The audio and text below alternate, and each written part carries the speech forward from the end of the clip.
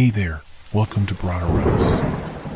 Tonight, we've got hours of chilling horror stories combined with soothing rain sounds to help you relax and sleep.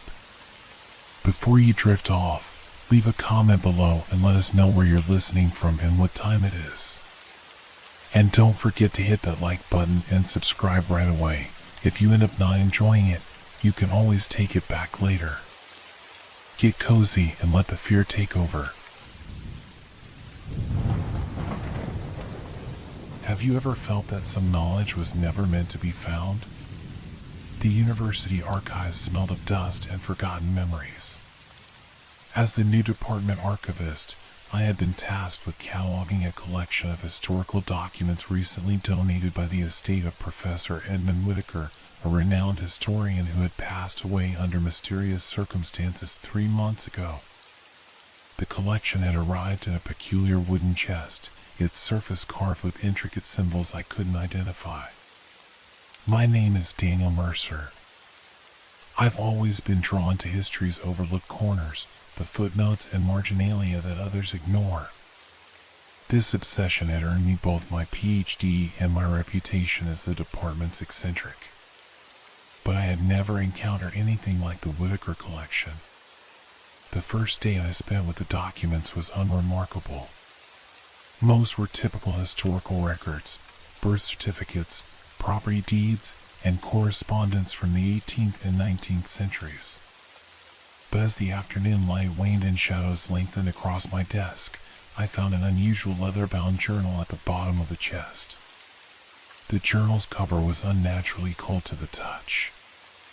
Its pages were made of a material I couldn't identify, not quite paper, not quite parchment.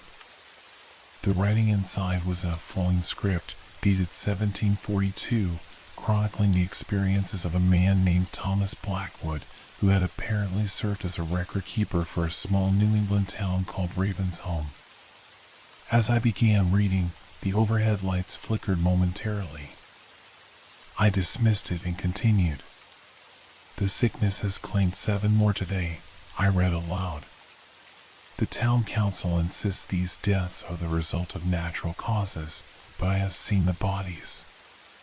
No natural malady leaves such markings on human flesh, nor causes the eyes to cloud over with that peculiar milky film.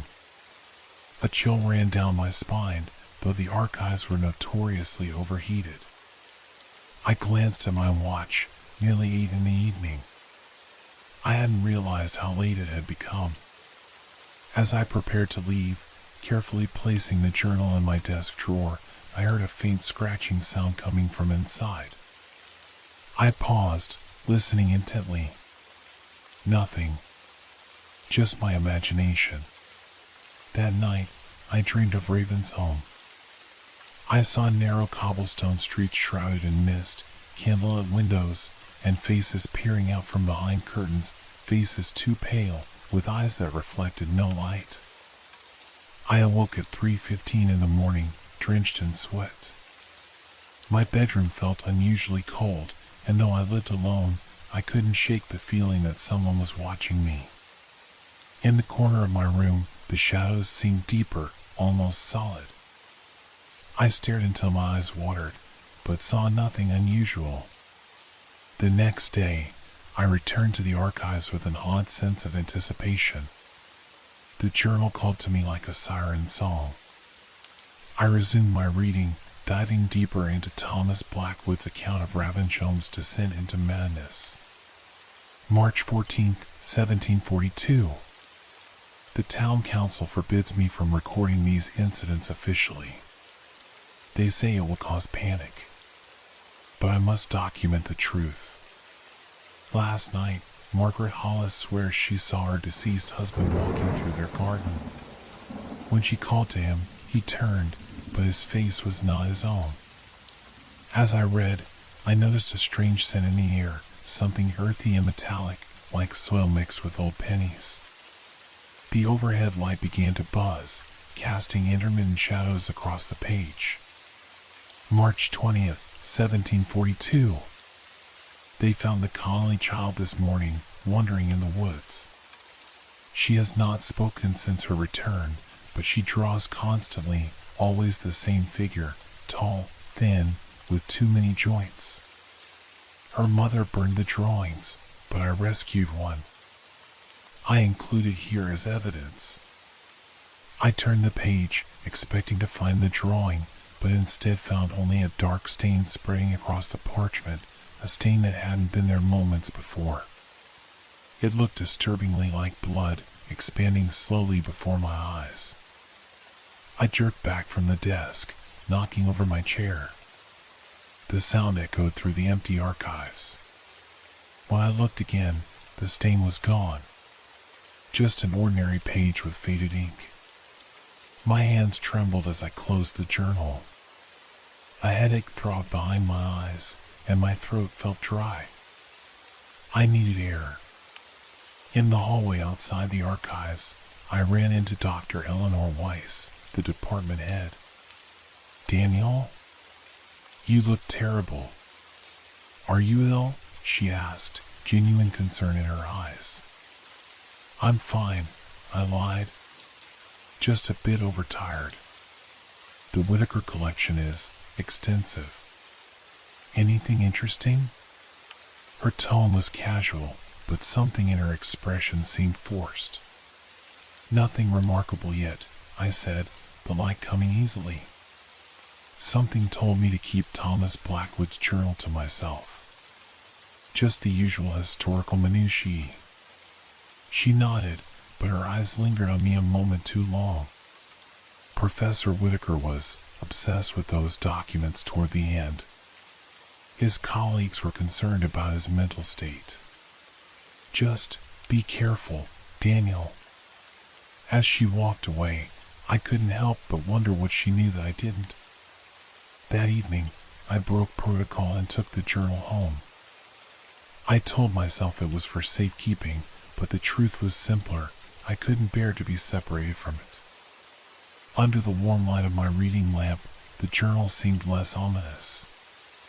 I continued reading, learning how the mysterious affliction had spread through Raven's home, how the townspeople had turned against each other in fear and suspicion. April 3rd, 1742. They hanged 3 women today, accusing them of consorting with dark forces. I know these women, they are no more witches than I am. But the town needs someone to blame. Meanwhile, the real culprit remains unseen, feeding our fear and distrust. As I read these words, my reading lamp dimmed, then brightened again. The room's temperature seemed to drop several degrees. Outside my window, a branch scraped against the glass, its shadow resembling long, thin fingers reaching toward me. I continued reading, unable to stop despite my growing unease. April 17th, 1742. I have seen it. God help me, I have seen it with my own eyes. It has no definite shape, shifting and changing like smoke, but always those eyes, ancient, knowing, malevolent. It spoke my name. The words seemed to pulse on the page. My heartbeat accelerated, blood rushing in my ears. From somewhere in my apartment came a soft thud, as if something heavy had fallen. I froze, listening. My apartment was small, a bedroom, bathroom, living room, and kitchen. Not many places for someone to hide. Yet I couldn't shake the feeling that I was no longer alone. The journal in my hands grew inexplicably heavier, its leather cover slick under my fingers. When I looked down, I noticed dark stains appearing on the edges of the pages, spreading, seeping through to my fingertips. I dropped the book with a startled cry. It landed open on the floor, its pages ruffling as if caught in a breeze though the windows were closed. From my kitchen came the sound of glass breaking. I stood, my legs unsteady. "Hello?" I called, my voice embarrassingly weak. "Is someone there?" No answer, just the hum of my refrigerator and the distant sounds of traffic outside. I forced myself to walk to the kitchen, flicking on lights as I went. A glass had fallen from the counter and shattered on the tile floor. Nothing unusual, I'd probably left it too close to the edge. As I swept up the shards, I noticed my reflection in a window. For a split second, I could have sworn someone was standing behind me, a tall, thin figure with too many joints. I whirled around, but my kitchen was empty. Sleep was impossible that night. I lay awake, listening to the creaks and groans of my apartment building, each sound magnified by my frayed nerves. Around 3:15, I heard footsteps in the hallway outside my door, slow, deliberate, pausing just outside. I held my breath, eyes fixed on the door handle, watching for any movement. After what seemed like an eternity, the footsteps continued down the hall and faded away. In the morning, bleary-eyed and exhausted, I returned to the archives. The journal lay where I'd left it on my desk, though I was certain I'd brought it home. My mind was playing tricks on me. I must have been too tired to remember correctly. As I sat down to continue my work, Dr. Weiss appeared at my desk, her face grave. "Daniel, there's something you should know about Professor Whitaker," she said quietly. Before he died, he was working on a theory about historical records as vessels for something else. He believed certain documents could serve as conduits for entities that exist outside our understanding of reality. I stared at her, my mouth dry. "That sounds rather far-fetched for a history department." "Of course it does," she agreed too quickly. That's why his colleagues were concerned. His behavior became erratic. He claimed the documents were changing when he wasn't looking, that he could hear voices coming from them at night. She hesitated. "The week before he died, he came to my office. He was terrified, Daniel. He said something was coming through from the other side. The fluorescent lights overhead buzzed loudly, then one blew out with a pop, showering sparks. Dr. Weiss jumped, then laughed nervously. "This building is falling apart," she said. "Listen, just be careful with those documents. And maybe don't work alone down here too late." After she left, I opened the journal again, my curiosity overriding my fear. The next entry made my blood run cold. April 25th, 1742. It knows I am documenting its activities. It has threatened me, speaking in the voices of the dead. But I must continue. Someone must know the truth. If you are reading this, be warned, knowledge attracts its attention. Once it knows you are aware of it, it will come for you too. As I read these words, I felt a presence behind me, a coldness, a weight in the air. I turned slowly, but the archives were empty. When I looked back at the journal, the handwriting on the page had changed, becoming more frantic, more urgent. "IT sees you now." The words hadn't been there before. I was sure of it. My heart hammered against my ribs as I slammed the journal shut. The lights in the archives flickered violently, and in that strobing effect, I saw something move between the shelves, something tall and thin, with too many joints. In a panic, I grabbed my jacket and fled the archives, leaving the journal behind. As I ran down the corridor, I could have sworn I heard laughter, distant, mocking, inhuman, echoing from the darkness I'd left behind. What if the line between history and horror is thinner than we imagine? Sleep eluded me that night. Every creak of my apartment building sounded like footsteps, every shadow contained hidden threats. I tossed and turned, my mind replaying the strange incident with the journal. Had I really seen the handwriting change? Was my imagination simply overactive after days spent alone in the dusty archives? Around 2 in the morning, I gave up on sleep and made myself a strong cup of coffee. My laptop screen cast a bluish glow over my small living room as I searched for information about Ravensholm. To my surprise, the town appeared in several historical records, a small coastal settlement in Massachusetts that had been abandoned in the summer of 1742.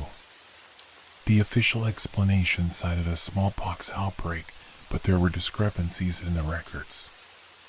An obscure historical form mentioned Ravensholm in connection with the Darkness incident, apparently a local legend about a town consumed by an entity that wore the faces of the dead. The thread had been abandoned years ago, the last poster claiming they were being followed by something that watched them through windows at night. A chill ran down my spine. Outside, the wind picked up, whistling through the narrow gap in my bedroom window.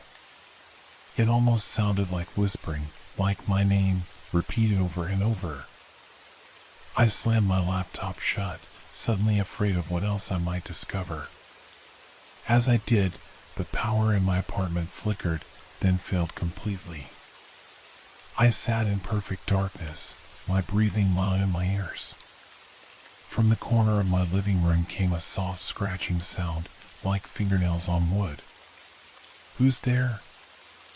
I called, my voice cracking. The scratching stopped immediately. I fumbled for my phone, turning on its flashlight with trembling fingers. The beam cut through the darkness, illuminating empty corners. Nothing there, of course. Nothing but shadows and furniture. Yet as I swept the light across my living room, I noticed something on the wall near my bookshelf, markings that hadn't been there before. I approached cautiously, my heart pounding. Someone, something, had carved a series of symbols into my wall. They resembled the carvings on the wooden chest that had contained the Whitaker collection. As I stared at them, trying to make sense of the arcane patterns, I could have sworn they shifted slightly, rearranging themselves before my eyes. The power returned with a hum, lights blazing back to life. The symbols on my wall disappeared as if they had never been there. I ran my fingers over the surface, smooth, undamaged. No trace remained. "I'm losing my mind," I whispered to the empty room. My phone rang, startling me so badly I nearly dropped it. The screen showed an unknown number, and the time, 3:15 in the morning. Against my better judgment, I answered. At first, I heard only static, a harsh electronic hiss. Then, beneath it, a voice, distant, distorted, but unmistakably human. "Daniel." It spoke my name with unsettling familiarity. "The records are incomplete. You must finish what Thomas began." "Who is this?" I demanded, my voice shaking. More static, then it feeds on fear. "Document everything. It's the only way." The call ended abruptly. When I tried to call the number back, an automated message informed me the number did not exist. Morning came with blessed normality, sunlight streaming through my windows, the comforting sounds of neighbors leaving for work, car engines starting. In the harsh light of day, the events of the night seemed like an exhaustion-induced hallucination. I showered, dressed, and headed to the university with new resolve. I would approach the journal scientifically, documenting any unusual phenomena. If there was something supernatural happening, I would face it with reason and methodology.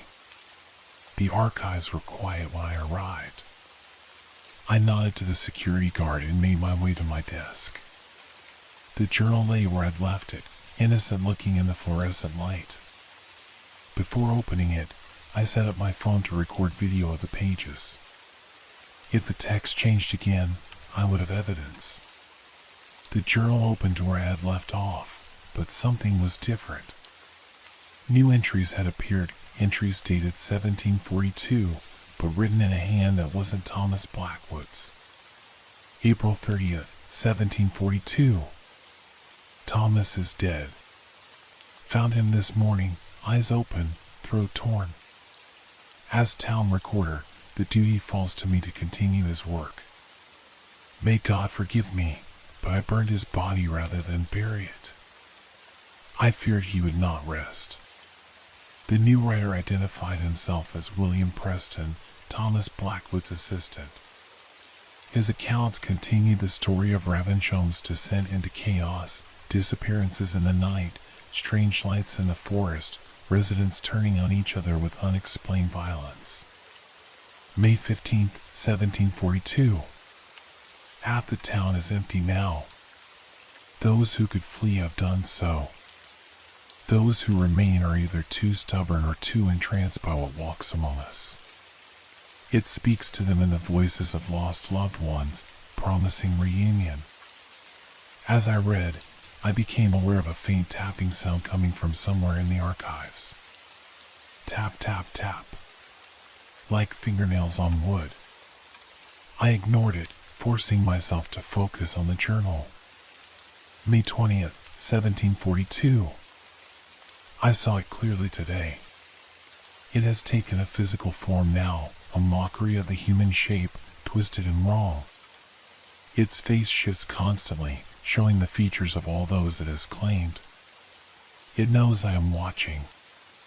It smiled at me with Reverend Miller's mouth. The tapping grew louder, more insistent. Tap, tap, tap. It seemed to come from inside the wooden chest that had contained the Whitaker collection. I glanced at my phone, ensuring it was still recording, then slowly approached the chest. The tapping stopped as I reached for the lid. My hands trembled as I lifted it, expecting, what? Something monstrous to leap out at me? The chest was empty save for a small, yellowed photograph I hadn't noticed before. It showed a man in early 20th century clothing standing in front of a dilapidated house. On the back was written, Edward Whitaker, Ravensholm Site, 1923. Edward Whitaker, presumably an ancestor of Professor Edmund Whitaker. The connection sent a jolt through me. This wasn't random. The Whitaker family had been involved with Ravensholm for generations. As I held the photograph, the image seemed to shift.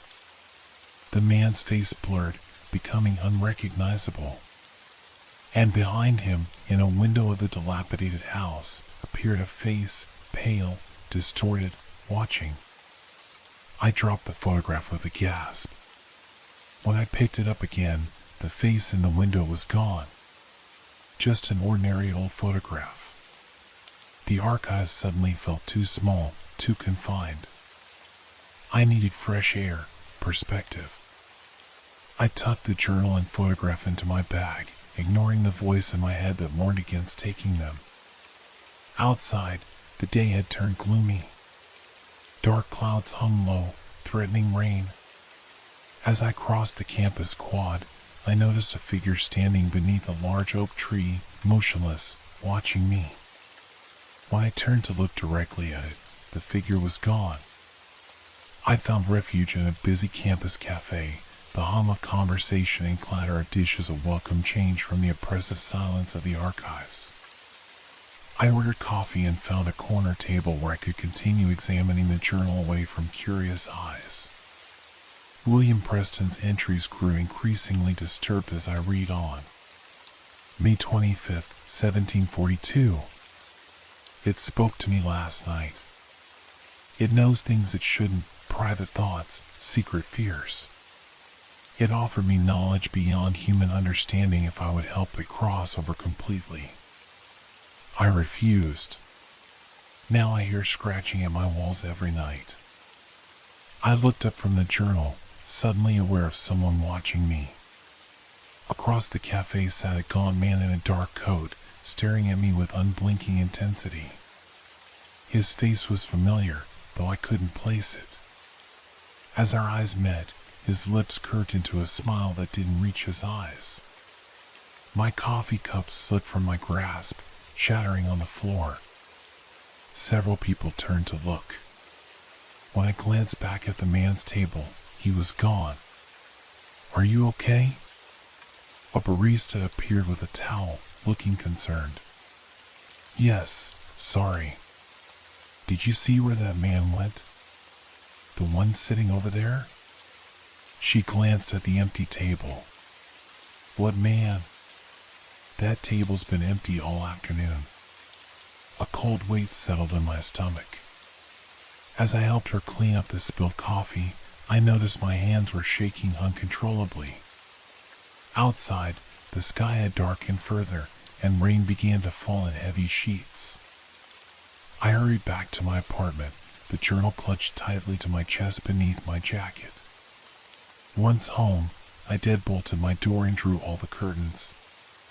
The rational part of my mind recognized the symptoms of paranoia and sleep deprivation, but another part, a primal, instinctive part, knew something was very wrong. I called Dr. Weiss from my landline, needing to hear another human voice. Daniel? She sounded surprised to hear from me. Is everything all right? I need to know more about Professor Whitaker, I said without preamble. What exactly happened to him before he died? A long pause. Why do you ask? Please, Eleanor. It's important. She sighed. I wasn't going to tell you this. Edmund didn't die of natural causes. He took his own life. Left a note saying it won't let me sleep anymore. The police ruled it a suicide resulting from mental breakdown due to overwork and sleep deprivation. My blood ran cold.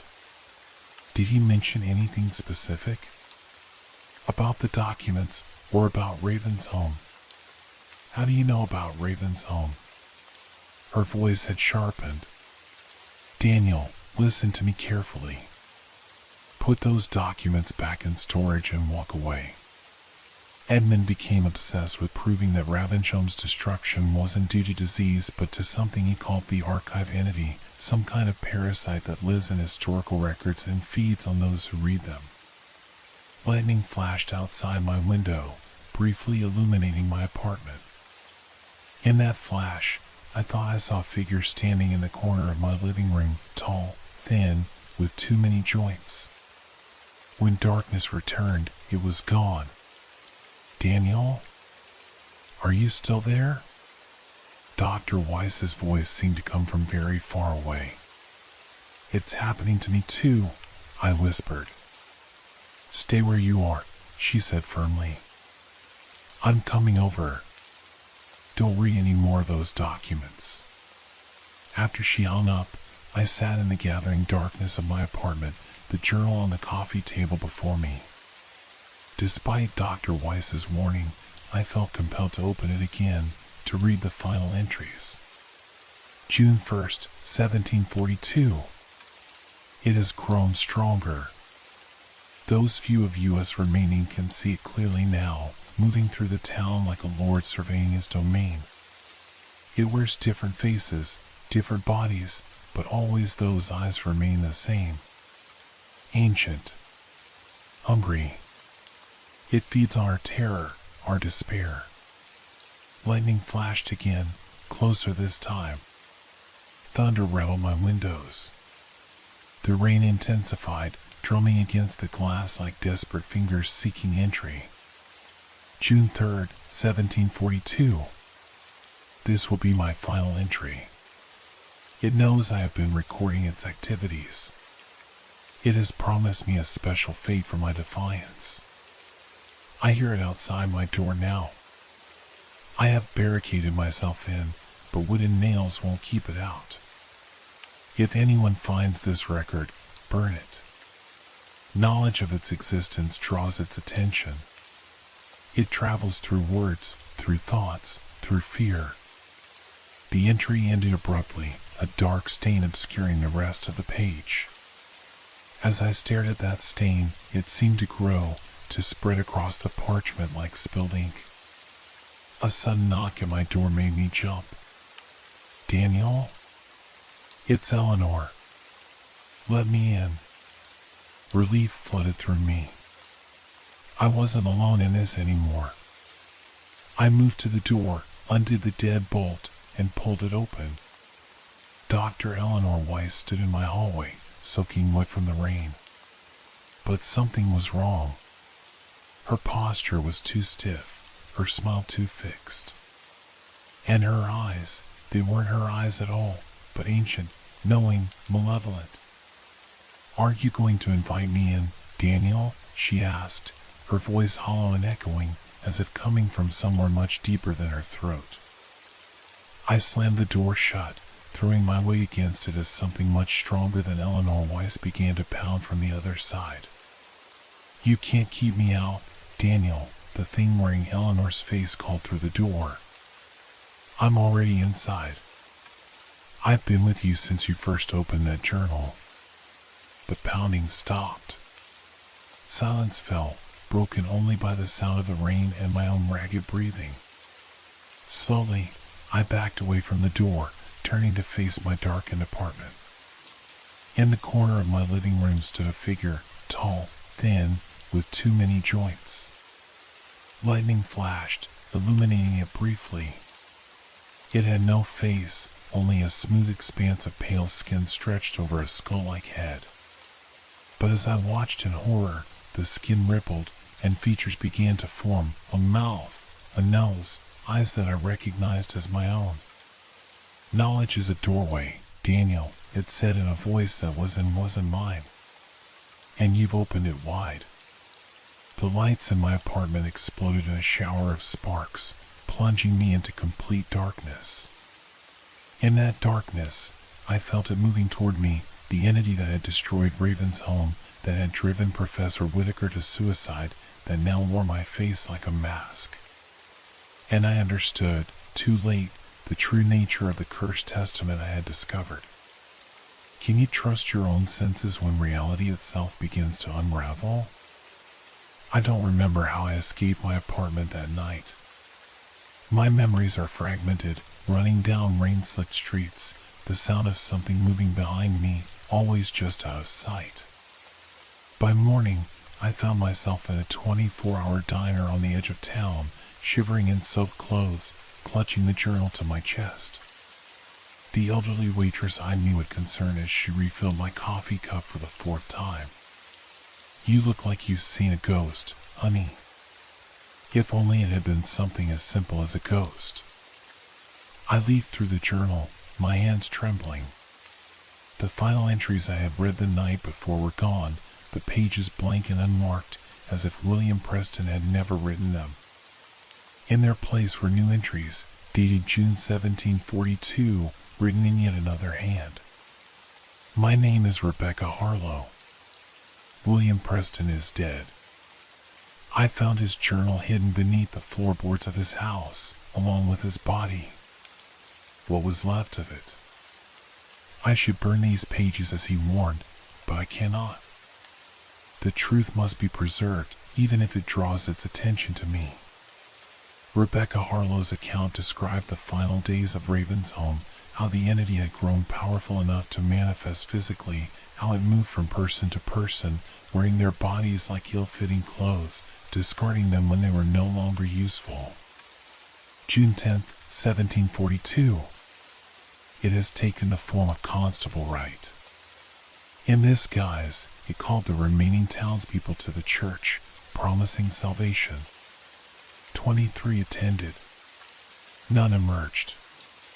I watched from the woods as lights flashed within the church, heard screams that no human throat should be capable of producing. As I read, I became aware of someone sliding into the booth across from me. I looked up, expecting, dreading, to see Dr. Weiss's face with those ancient, hungry eyes. Instead, I found myself staring at an elderly man with kind eyes and a neatly trimmed white beard. He wore an old-fashioned tweed suit that seemed out of place in the dingy diner. "Professor Whitaker?" I whispered, though I knew it was impossible. Edmund Whitaker had been dead for months. The old man smiled sadly. "Not quite. Though I understand the confusion. I am, or was, Edward Whitaker. The photograph you found yesterday was of me." My blood ran cold. Edward Whittaker had lived in the early 20th century. The man sitting across from me should have been dead for decades. That's impossible, I said, my voice barely audible. Many things become possible when the boundaries between realities thin, he replied calmly, as if discussing the weather. I've been trying to reach you for days. The entity makes it difficult. It interferes with attempts to warn its chosen victims. Chosen victims? My mouth was dry. Edward Whittaker nodded gravely. It selects those with a particular sensitivity to the past, historians, archivists, those who serve as bridges between then and now. My great-grandson Edmund had that sensitivity. As do you. What is it? I asked, leaning forward. This entity? Something ancient. Something that has existed alongside humanity since we first began recording our history. He lowered his voice. It feeds on knowledge, specifically on the fear and horror that knowledge sometimes brings.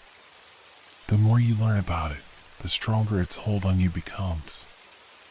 Outside the diner windows, the morning had brightened into a clear day. People walked past, going about their normal lives, unaware of the horror unfolding at our table. How do I stop it? I asked. Edward's expression darkened. I've been trying to answer that question for over a century. Every time I think I've found a way, it adapts, changes tactics. It's remarkably intelligent. He reached across the table, his fingers brushing against the journal. To my horror, his hand passed partially through the leather cover, as if he were not quite solid. I'm not really here, Daniel, he said softly. Not in the way you understand here. I exist now in the same space as the entity, a place between history and present, between record and reality. Are you dead? The question seemed absurd even as I asked it. In your reality, yes.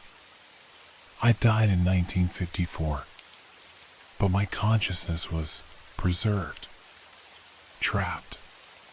The entity keeps me as a trophy of sorts, a reminder of its victory.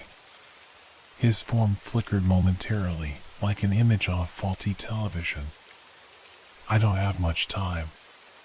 It knows I'm communicating with you. Tell me how to fight it, I insisted, desperation creeping into my voice. Edward Whittaker's image became more transparent, his voice fainter. Complete the record. The journal is incomplete. The entity's weakness, it's related to. His voice faded to an indistinct whisper. I can't hear you, I said urgently. Find Raven's home, he managed before disappearing completely. I sat alone in the booth, staring at the empty space where Edward Whittaker had been. The waitress passed by, giving no indication she had seen anyone sitting with me. My phone rang, Dr. Weiss. I hesitated before answering. Daniel? Where are you? I've been worried sick. She sounded normal, concerned, slightly irritated, very much herself. How do I know it's really you? I asked wearily. A pause. What are you talking about? Of course it's me. I came to your apartment last night, but you weren't there. The door was open, and the place was a mess. What happened? Did you knock on my door around 9 o'clock? No, she replied, confusion evident in her voice. I didn't arrive until after 10. Your neighbors said they heard shouting earlier, but by the time I got there, you were gone. Relief washed over me. Whatever had come to my door wearing Eleanor Weiss's face, it hadn't been her. I need to tell you something, I said, lowering my voice. About the Whittaker collection. About what's happening to me. Not over the phone, she replied immediately. Meet me at the university, my office. 1 hour. After hanging up, I stared at the journal, wondering if I dared bring it with me. It seemed dangerous, a direct connection to the entity. Yet I couldn't bear to leave it behind. As I paid my bill and prepared to leave, I noticed something on the table where Edward Whittaker had sat, a small key, antique and tarnished. I picked it up, turning it over in my fingers. It looked like a safety deposit box key, with a number engraved on its head, 23. Outside, the bright morning had given way to an unseasonable fog that crept through the streets like a living thing. As I walked toward the university, shapes moved within that fog, human silhouettes that approached and retreated, never quite revealing themselves. I clutched the journal tighter, quickening my pace. The fog seemed to follow me, tendrils reaching out as if trying to grab my ankles. The old man smiled sadly. Not quite. Though I understand the confusion. I am, or was, Edward Whittaker. The photograph you found yesterday was of me. My blood ran cold. Edward Whittaker had lived in the early 20th century. The man sitting across from me should have been dead for decades. That's impossible, I said, my voice barely audible. Many things become possible when the boundaries between realities thin, he replied calmly, as if discussing the weather. I've been trying to reach you for days. The entity makes it difficult. It interferes with attempts to warn its chosen victims. Chosen victims? My mouth was dry. Edward Whittaker nodded gravely. It selects those with a particular sensitivity to the past, historians, archivists, those who serve as bridges between then and now. My great-grandson Edmund had that sensitivity. As do you. What is it? I asked, leaning forward. This entity? Something ancient. Something that has existed alongside humanity since we first began recording our history. He lowered his voice. It feeds on knowledge, specifically, on the fear and horror that knowledge sometimes brings. The more you learn about it, the stronger its hold on you becomes. Outside the diner windows, the morning had brightened into a clear day. People walked past, going about their normal lives, unaware of the horror unfolding at our table. How do I stop it? I asked. Edward's expression darkened. I've been trying to answer that question for over a century. Every time I think I've found a way, it adapts, changes tactics. It's remarkably intelligent. He reached across the table, his fingers brushing against the journal. To my horror, his hand passed partially through the leather cover, as if he were not quite solid. I'm not really here, Daniel, he said softly. Not in the way you understand here. I exist now in the same space as the entity, a place between history and present, between record and reality. Are you dead? The question seemed absurd even as I asked it. In your reality, yes. I died in 1954. But my consciousness was preserved. Trapped. The entity keeps me as a trophy of sorts. A reminder of its victory. His form flickered momentarily, like an image on a faulty television. I don't have much time. It knows I'm communicating with you. Tell me how to fight it, I insisted, desperation creeping into my voice. Edward Whittaker's image became more transparent, his voice fainter. Complete the record. The journal is incomplete. The entity's weakness, it's related to. His voice faded to an indistinct whisper. I can't hear you, I said urgently. Find Ravensholm, he managed before disappearing completely. I sat alone in the booth, staring at the empty space where Edward Whitaker had been. The waitress passed by, giving no indication she had seen anyone sitting with me. My phone rang. Dr. Weiss. I hesitated before answering. Daniel? Where are you? I've been worried sick. She sounded normal, concerned, slightly irritated, very much herself. How do I know it's really you? I asked wearily. A pause. What are you talking about? Of course it's me. I came to your apartment last night, but you weren't there. The door was open, and the place was a mess. What happened? Did you knock on my door around 9 o'clock? No, she replied, confusion evident in her voice. I didn't arrive until after 10. Your neighbors said they heard shouting earlier, but by the time I got there, you were gone. Relief washed over me. Whatever had come to my door wearing Eleanor Weiss's face, it hadn't been her. I need to tell you something, I said, lowering my voice. About the Whitaker collection. About what's happening to me. Not over the phone, she replied immediately. Meet me at the university, my office. 1 hour. After hanging up, I stared at the journal, wondering if I dared bring it with me. It seemed dangerous, a direct connection to the entity. Yet I couldn't bear to leave it behind. As I paid my bill and prepared to leave, I noticed something on the table where Edward Whitaker had sat, a small key, antique and tarnished. I picked it up, turning it over in my fingers. It looked like a safety deposit box key, with a number engraved on its head, 23. Outside, the bright morning had given way to an unseasonable fog that crept through the streets like a living thing. As I walked toward the university, shapes moved within that fog, human silhouettes that approached and retreated, never quite revealing themselves. I clutched the journal tighter, quickening my pace.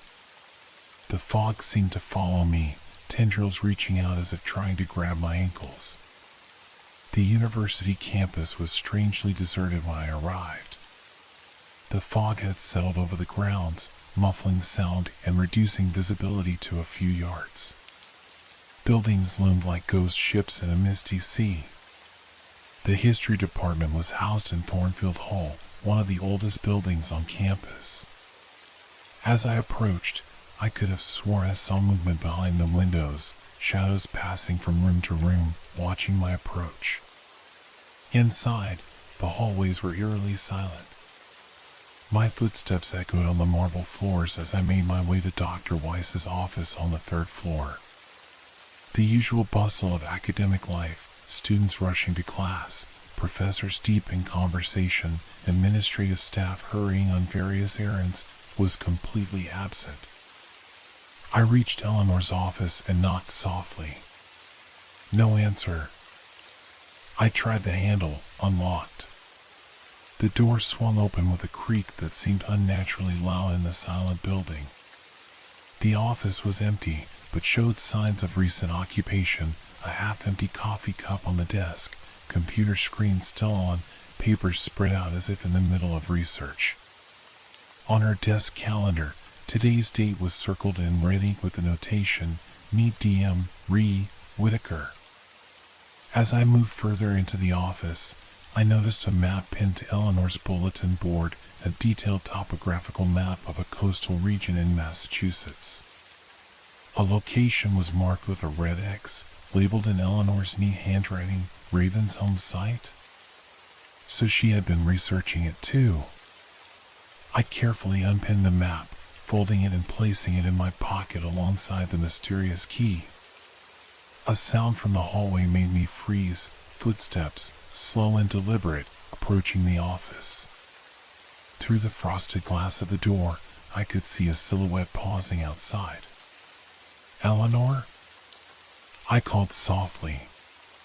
The silhouette didn't move. It seemed wrong somehow, too tall, the proportions slightly off, like a shadow stretched by evening light. I backed away from the door, heart pounding. The handle began to turn, slowly, deliberately. Desperate, I looked for another exit. Eleanor's office had a single window overlooking a small courtyard 3 floors below, no escape there. I was trapped.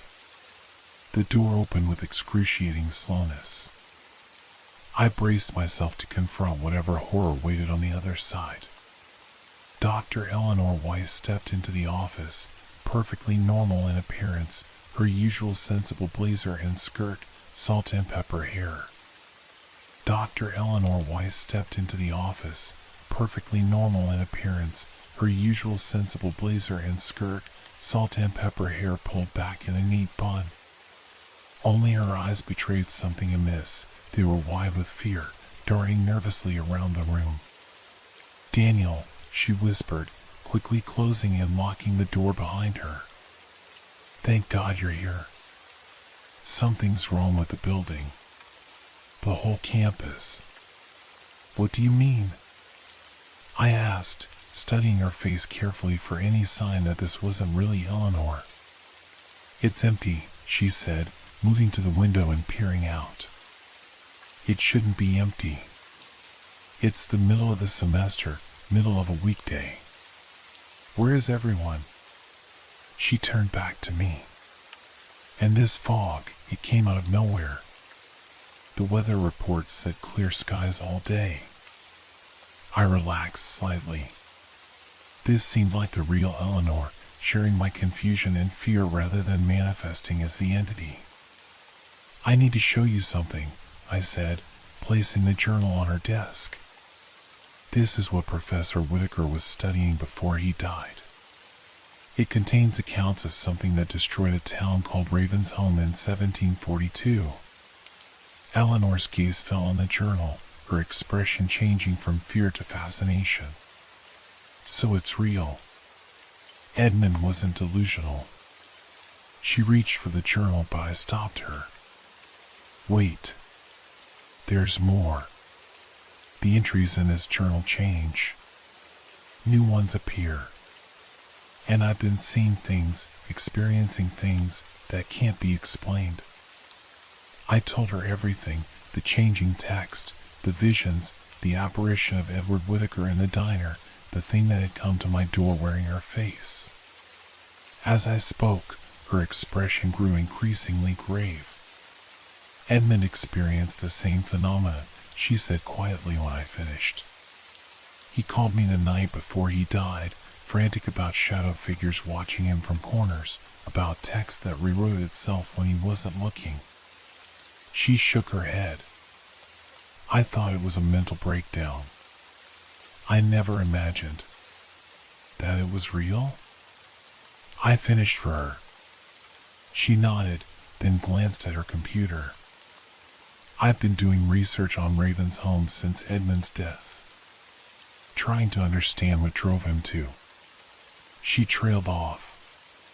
"There's very little information available.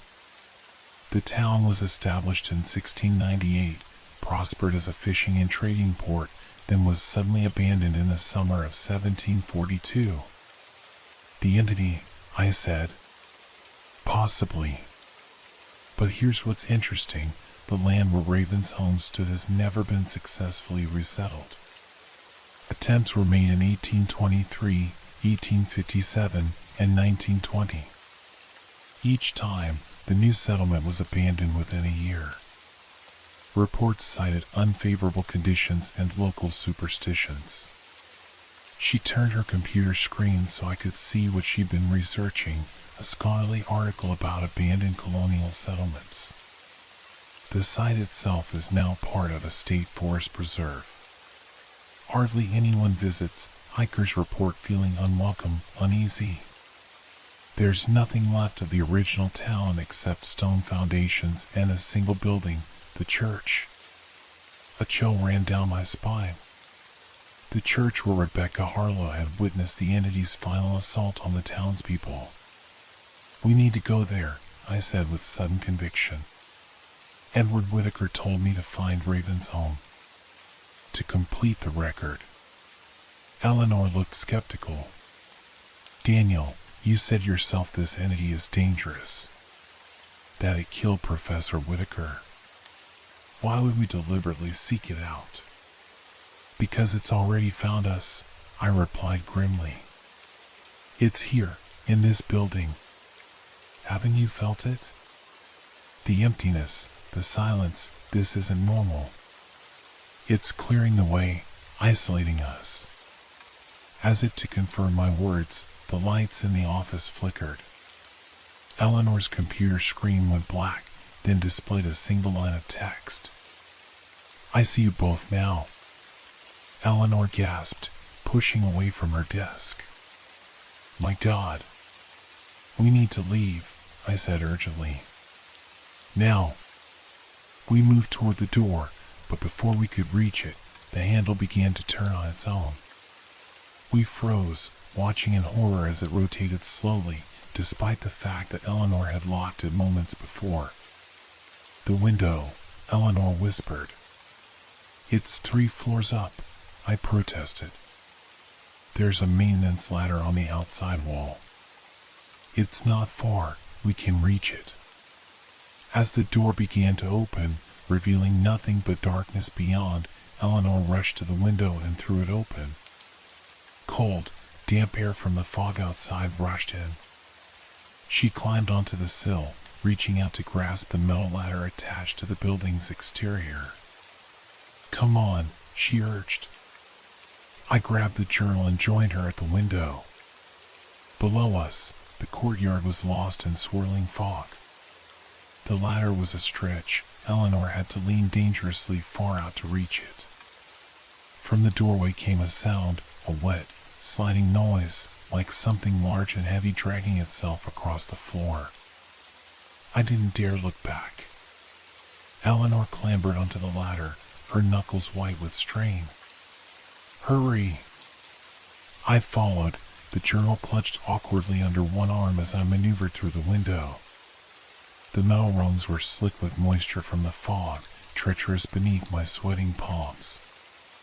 As we descended, I heard movement from Eleanor's office above, drawers opening and closing, papers rustling, as if someone were searching for something. Then silence. We reached the ground safely and hurried across the courtyard, the fog swirling around our ankles like living tendrils. The campus remained eerily deserted, our footsteps the only sound. My car's in the faculty lot, Eleanor said, leading the way. We'll drive to Ravensholm. It's about 3 hours north of here. Her car was a practical sedan, nondescript and reliable. As we climbed in, I glanced back at Thornfield Hall. A figure stood at Eleanor's office window, watching us, a silhouette without distinct features, too tall and thin to be human. Drive, I said, my voice tight with fear. Now. Eleanor didn't need to be told twice. The car roared to life and we sped away from the campus, leaving the fog and the watching figure behind. As we drove north, I examined the journal again. New entries had appeared, Rebecca Harlow's account of Ravensholm's final days. June 15, 1742. I may be the last living soul in Ravensholm. The entity has grown more powerful with each person it takes. Last night, I saw it in the town square, a mass of shifting forms, faces and limbs appearing and disappearing, as if it can no longer maintain a single human guise. It is becoming something else. Eleanor glanced at me as I read. What does it say? I continued reading aloud. June 17, 1742. I have discovered something important. The entity is tied to this place, to Ravensholm itself. It feeds on our fear, our knowledge of it, but it needs physical anchors to maintain its presence. The town records, the church, the very soil of this place, all hold pieces of it. That explains why it hasn't spread beyond isolated incidents, Eleanor mused. It's bound to Ravensholm somehow. but it reached Professor Whitaker in our city, I pointed out. And now us. Through the journal, Eleanor said. The journal is a piece of Ravensholm, a physical anchor, as Rebecca called it. The implications were horrifying. By removing the journal from the Whitaker collection, by reading it and learning about the entity, I had given it a bridge to our world. June 20th, 1742, I read, my voice shaking slightly. I have decided on a desperate course of action. I cannot destroy the entity, it is too powerful now. But I can bind it, restrict it. The church still stands, consecrated ground that it cannot fully claim. I will use this to my advantage. The final entry was dated June 21st, 1742. If anyone finds this journal, know that I have done what I could. The entity is contained, but not destroyed. It will try to reach you through these pages, to make you its new anchor to the world. Do not let it. Complete my work. Find what waits beneath the church altar. The entry ended abruptly, as if Rebecca Harlow had been interrupted while writing. She found a way to contain it, I said. In the church at Ravensholm. Eleanor nodded grimly. And we're going to find out what's beneath that altar. The journey to Ravensholm took longer than expected. Roads became progressively smaller and less maintained as we left the highway, following Eleanor's map into increasingly isolated countryside. By late afternoon, we were driving through dense forest on a narrow gravel road. This should be it, Eleanor said, slowing the car as we approached a rusted metal gate marked with a faded sign, Ravensholm State Forest Preserve. The gate was unlocked. It swung open with a mournful creak when I pushed it, as if welcoming us or warning us away. We left the car and continued on foot, following what had once been the main road into town. The forest was unnaturally silent. No birdsong, no rustling of small animals in the underbrush, just the sound of our footsteps and our increasingly labored breathing as the path sloped upward. After about 20 minutes, the trees began to thin, and we emerged into a clearing overlooking a small valley. Below us lay the ruins of Ravensholm.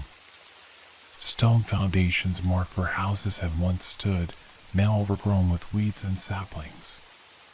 The layout of the town was still visible, a main street running down to what must have been the harbor, now silted up and transformed into a marshy area. And in the center of everything, on a small rise, stood the church. Unlike the rest of the town, the church was largely intact, a simple stone building with a squat bell tower. Time had withered the stones, and the wooden door hung crookedly on its hinges, but it remained standing, a sentinel over the dead town. It's just as Rebecca described it, I murmured. As we made our way down the slope toward the church, I felt a growing sense of wrongness, a pressure in my ears, a heaviness in the air. Eleanor must have felt it too, for she walked closer to me, her face pale. The entity knows we're here, she said softly. The sun was beginning to set, casting long shadows across the ruins.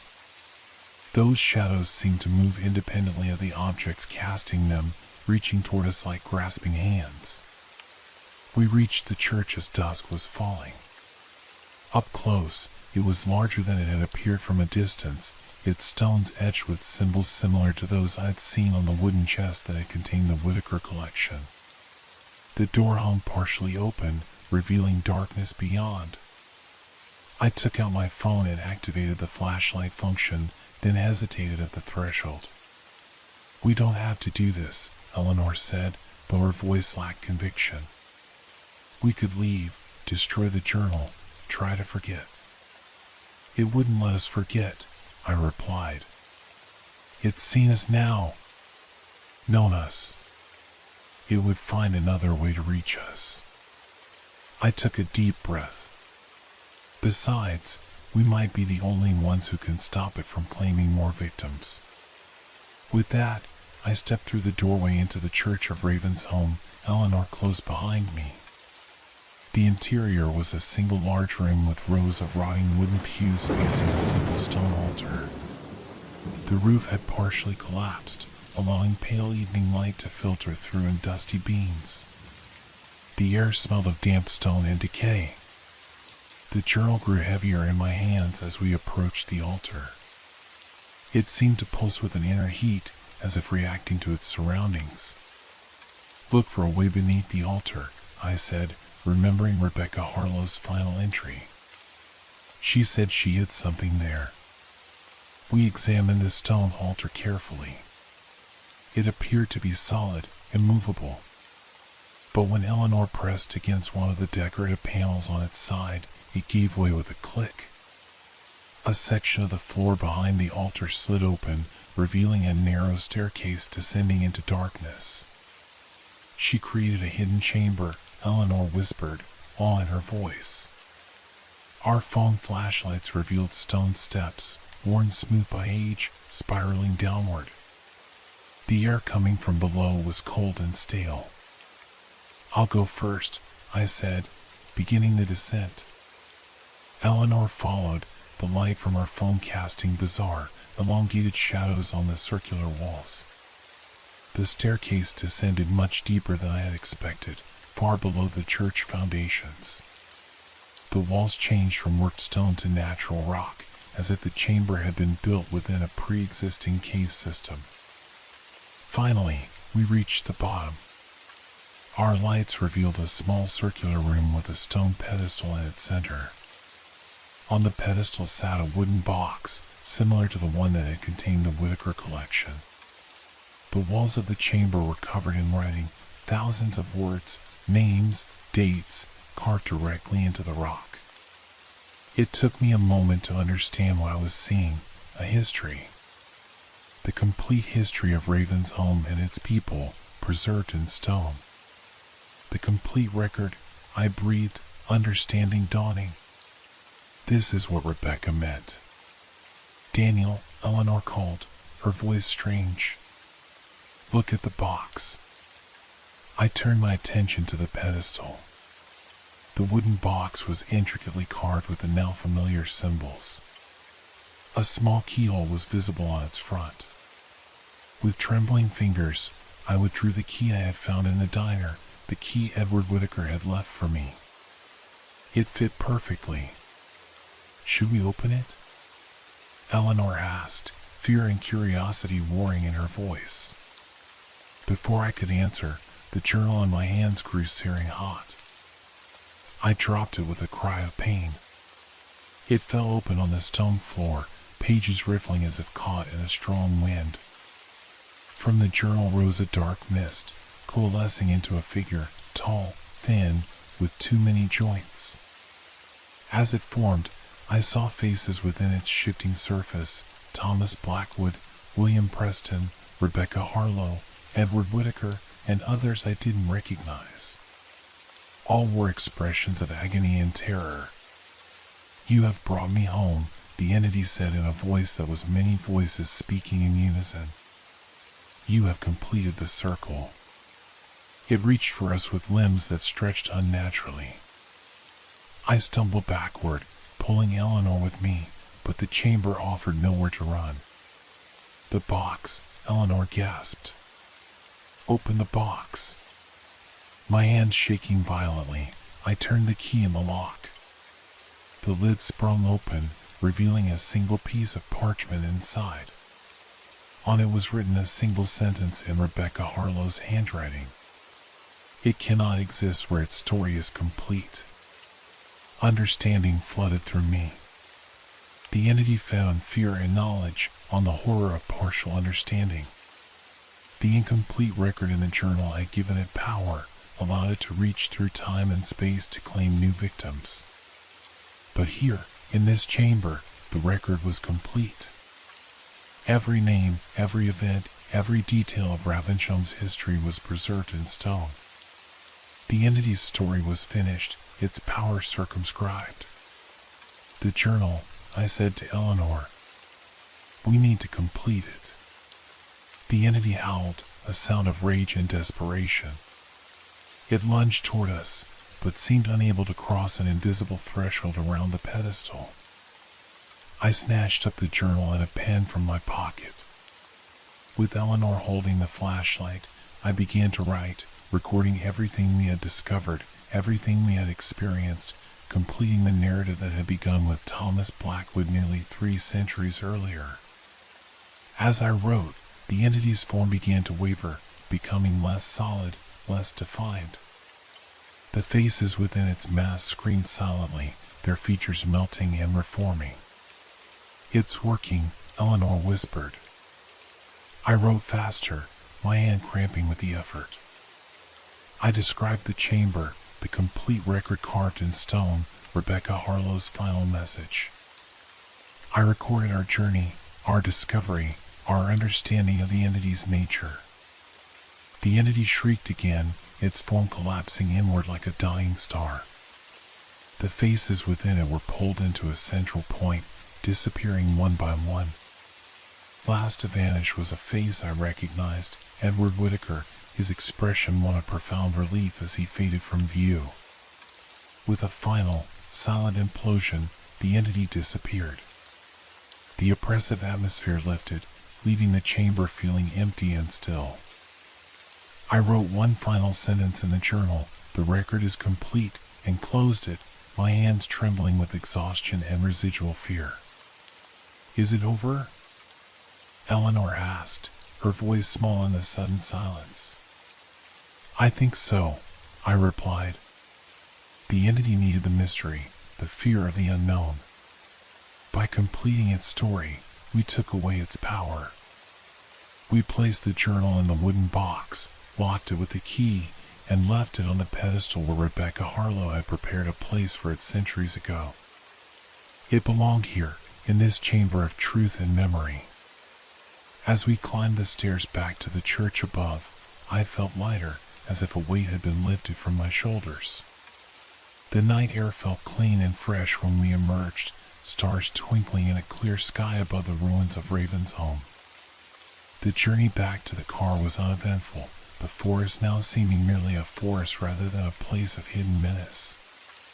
"What will you tell the university about the Whittaker collection?" Eleanor asked as we drove away from Ravensholm for the last time. "The truth," I replied. "Or part of it. That the journal was damaged beyond repair. That Professor Whittaker's research was essentially correct, but incomplete." Eleanor nodded, understanding. Some knowledge is better left unrecorded. But as we drove through the night, I couldn't help but wonder, was the entity truly contained? Or would it find another incomplete record, another curious reader, another way to bridge the gap between history and present? The complete record of Ravensholm remained in its stone chamber, a testament to human endurance against incomprehensible horror. And I had learned a truth that would forever change how I viewed the world and its history. Some stories, once begun, must be finished. Some knowledge, once gained, cannot be unlearned. And some legends, once awakened, may never truly die. What if defeating a horror only awakens something worse? 3 months had passed since our confrontation with the entity in the chamber beneath Ravensholm Church. Life had returned to a semblance of normalcy. I continued my work in the university archives, carefully avoiding any mention of the Whittaker collection or Ravensholm. Eleanor resumed her duties as department head, and we rarely spoke of what we had experienced. But normalcy is a fragile illusion. It began with dreams, vivid, disturbing dreams of the stone chamber, of writing that moved and shifted on the walls while I wasn't looking directly at it. In these dreams, I would hear whispers emanating from the wooden box on the pedestal, calling my name, begging to be released. I dismissed them as trauma, the psychological after-effects of our ordeal. That changed on a rainy Tuesday in late October. I was working late in the archives, organizing materials for an upcoming exhibition on colonial trade routes. The fluorescent lights hummed softly overhead, a comforting sound after weeks of jumping at every unexpected noise. The archives felt safe again, just a repository of knowledge rather than a potential gateway for ancient horrors. As I sorted through maps and shipping manifests, my hand brushed against something unexpected, a small envelope, yellowed with age, that hadn't been there moments before. My name was written on the front in elegant, old-fashioned cursive. With trembling fingers, I opened it and removed a single sheet of paper. The message was brief, written in an unfamiliar hand. The record is incomplete. It waits beneath the true altar. I stared at the message, my mind racing. We had completed the record. We had imprisoned the entity in the chamber beneath Ravensholm Church. It was over. Wasn't it? I called Eleanor immediately, my voice tight with barely controlled panic as I described the mysterious note. It could be a prank, she suggested, but her tone lacked conviction. Someone who knows about our research into Ravensholm. No one knows, I replied. We agreed to tell no one. Silence stretched between us. We should go back, I said finally. To make sure. Eleanor's resistance was immediate and vehement. No. Absolutely not. Whatever we experienced there, I have no desire to revisit it. Neither should you. But if we didn't truly finish it, then going back could make it worse, she interrupted. Daniel, please. Let it go. Burn that note and forget you ever found it. After we hung up, I sat in the quiet archives, staring at the mysterious message.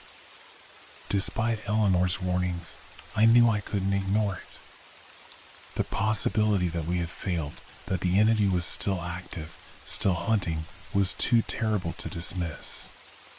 That night, I couldn't sleep. Every noise in my apartment, the settling of the building, the hum of the refrigerator, the distant sounds of traffic, seemed amplified, sinister. I found myself staring at corners, watching for movement in the shadows. Around 3 a.m, I gave up on sleep and turned on my laptop. I began researching Ravensholm again, looking for any detail we might have missed, any clue to what the true altar might be. Most sources repeated information we already knew: the town's establishment in 1698, its prosperity as a fishing port, its sudden abandonment in 1742. But one obscure historical journal contained a detail I hadn't seen before. Before the church was built in Ravensholm, religious services were held in a natural cave system near the harbor, known locally as God's Vestibule. My blood ran cold. The chamber beneath the church had been carved from natural rock, as if built within a pre-existing cave. What if that had been the original place of worship? What if the true altar wasn't in the church at all, but somewhere deeper in the cave system? I was still pondering this disturbing possibility when my phone rang. The screen showed Eleanor's number, which was strange. It was nearly 4 a.m. Eleanor? What's wrong? Her voice was barely audible, choked with fear. It's here, Daniel. In my house. I can hear it moving around downstairs. What's there? The entity? No, she whispered. Something else. Something physical. It's been scratching at my bedroom door for the past hour. Call the police, I urged. I did. They came, searched the house, found nothing. Said it was probably raccoons in the attic. Her voice dropped even lower. But as soon as they left, it started again. And now I can hear it talking. What's it saying? I asked, though I wasn't sure I wanted to know. My name. Over and over. And yours. A cold weight settled in my stomach. I'm coming over. Stay on the phone with me. I grabbed my keys and rushed out to my car, keeping Eleanor on the line as I drove through the pre-dawn darkness. She fell silent after a few minutes, responding to my increasingly frantic questions with only the occasional whispered "it's still here" or "it's getting louder." When I arrived at her house, a modest colonial in a quiet suburb, all the lights were on. I approached the front door cautiously, unsure what I might find inside. "Eleanor? I'm here. Can you let me in?" No response. The call was still connected, but all I could hear was a faint, rhythmic scratching sound. I tried the door, locked. Looking around desperately, I found a spare key hidden under a flower pot and let myself in. The house was silent except for the ticking of an antique grandfather clock in the hallway. Everything appeared normal, no signs of disturbance or intrusion. "Eleanor?" I called, moving cautiously toward the stairs. The scratching sound grew louder as I ascended, coming from behind Eleanor's bedroom door. I hesitated, my hand on the doorknob, remembering the thing that had come to my apartment door wearing Eleanor's face months ago. "Eleanor? It's Daniel. I'm coming in." I pushed the door open slowly, bracing myself for horror. Eleanor sat cross-legged in the center of her bed, surrounded by papers covered in dense, frantic writing. Her phone lay beside her, still connected to our call. She didn't look up as I entered, her hand moving rapidly across a page, adding to what appeared to be hundreds of sheets already filled. "Eleanor?" I approached cautiously. "What are you doing?" She finally looked up, her eyes unfocused, distant. "Completing the record," she said, her voice hoarse. "It showed me what we missed. So much we missed." I picked up one of the pages. It was covered in tiny, precise handwriting, names, dates, events from Ravenshome's history that weren't included in the chamber beneath the church. "Who showed you this?" I asked, though I feared I already knew the answer. "The scribe," she replied, returning to her writing. "It came to me last night. Not the entity, something that served it. A keeper of knowledge. It said the entity cannot be contained while the record remains incomplete." I gently took the pen from her hand. "Eleanor, listen to me. This might be a trick. The entity trying to manipulate us into releasing it." She shook her head violently. "No. The scribe is different. It doesn't want to be released, it wants to be completed. To rest. It's been collecting these stories for centuries, unable to stop, unable to finish." I looked at the pages spread across her bed, hundreds of them, possibly thousands. How long had she been writing? The handwriting on the earliest pages was different from the later ones, as if her style had changed over time, or as if someone else had been writing through her. "We need to take these to Ravensholme," she said, gathering the papers with trembling hands. "To the true altar." "The cave by the harbor," I said, remembering my research. "God's vestibule." Eleanor nodded. "Yes. That's where the scribe showed me. Beneath the church is only part of the truth. The rest waits in the original shrine." I should have called someone, a doctor, a psychiatrist, anyone. Eleanor was clearly not herself. But deep down, I knew this wasn't mental illness or delusion. We had stumbled into something ancient and incomprehensible, and we couldn't turn to normal channels for help. "We'll go tomorrow," I promised. "But first, you need rest. When was the last time you slept?" She looked confused by the question. "I don't." The scribe needed my hands. I gently helped her lie down, removing the papers from her grasp. Sleep now. I'll stay here. Keep watch. In the morning, we'll go to Raven's home. She nodded weakly, her eyelids already drooping. Within minutes, she was deeply asleep, her breathing steady. I gathered the papers, skimming through them with growing dread. They contained information about Raven's home that couldn't possibly be known through conventional historical research, intimate details of residents' lives, accounts of conversations held in private, descriptions of the entity's influence from its very first appearance in the town. Most disturbing were the passages that seemed to be written from the entity's perspective, its thoughts, its hunger, its ancient origin far beyond human understanding. As dawn broke, I made a decision. We would return to Raven's home one last time. We would find this true altar and complete the record properly. Only then might we truly be free.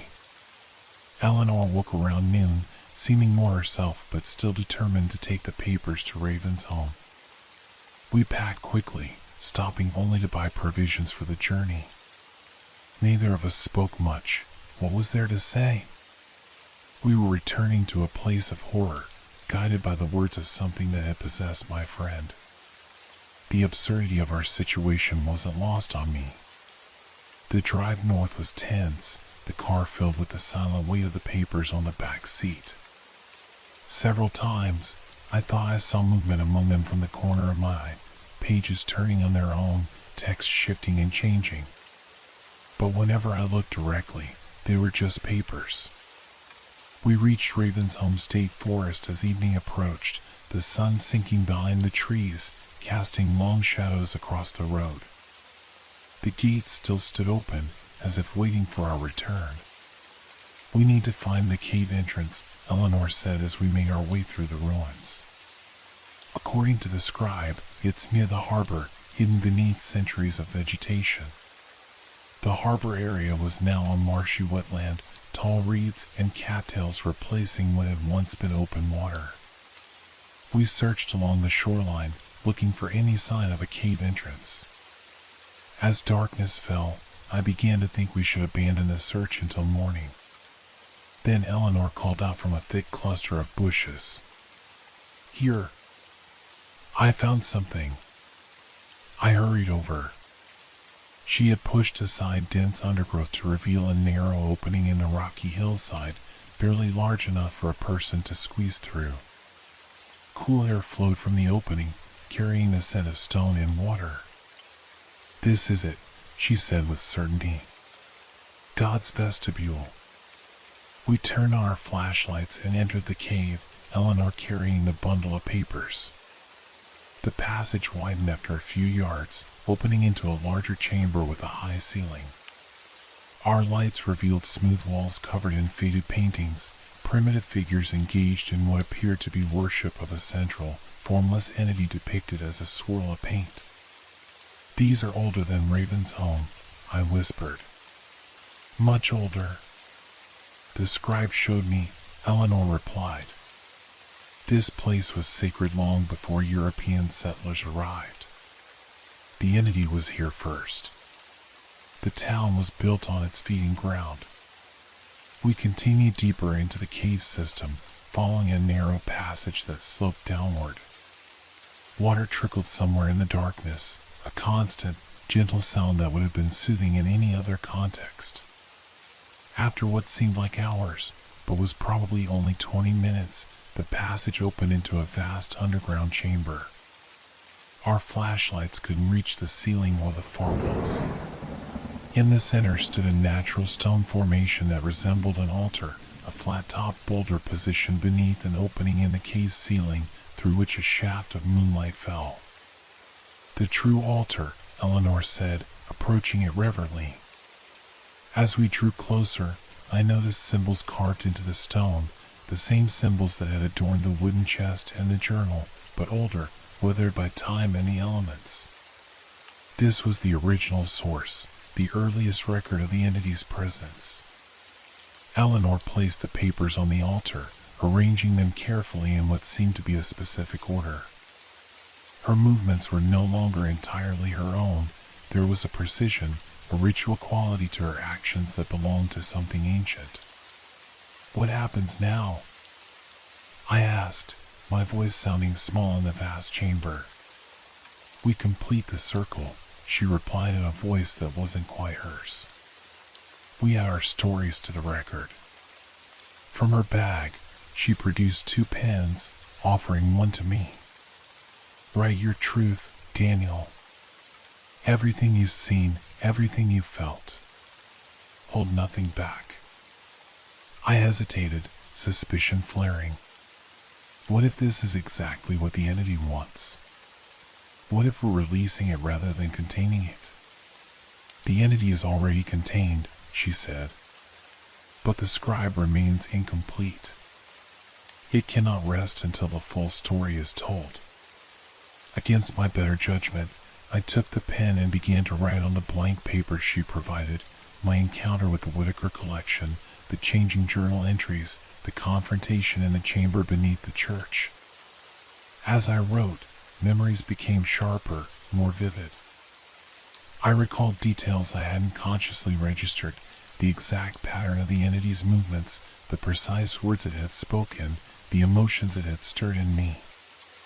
Eleanor wrote beside me, her pen moving with inhuman speed across the page.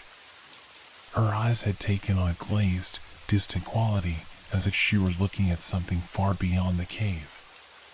Time lost meaning as we wrote. My hand cramped, but I couldn't stop. The words poured out of me, a catharsis of fear and wonder and horror. I wrote about the dreams that had plagued me since our first visit to Raven's home, about the whispers I sometimes heard in empty rooms, about the shadows that moved in ways shadows shouldn't. As I neared the end of my account, bringing it up to the present moment in the cave, a change came over the chamber. The air grew heavy, charged with a palpable energy. The moonlight streaming through the opening above intensified, focusing like a spotlight on the altar and our papers.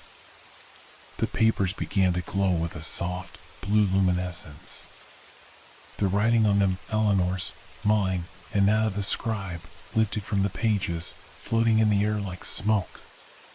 The text swirled around us, wrapping us in a cocoon of words and stories. In that moment, I understood what we had done. We hadn't just written our accounts, we had added our stories to the entity's story, our lives to its life. We had become part of the record, part of Ravenshome's cursed history. The floating text began to condense, forming a humanoid shape above the altar, not the shifting, monstrous entity from before, but something more defined, more purposeful. It had a scholarly air, with what appeared to be spectacles and ink-stained fingers. The scribe. "The record is complete," it said in a voice like pages turning. "All stories told. All truths revealed." Eleanor nodded, rising from her seat beside the altar. "And now you can rest." "We can rest," the scribe corrected. Its form began to dissipate, the text that comprised it drifting back down to the papers on the altar. "All of us." I stood, suddenly alarmed.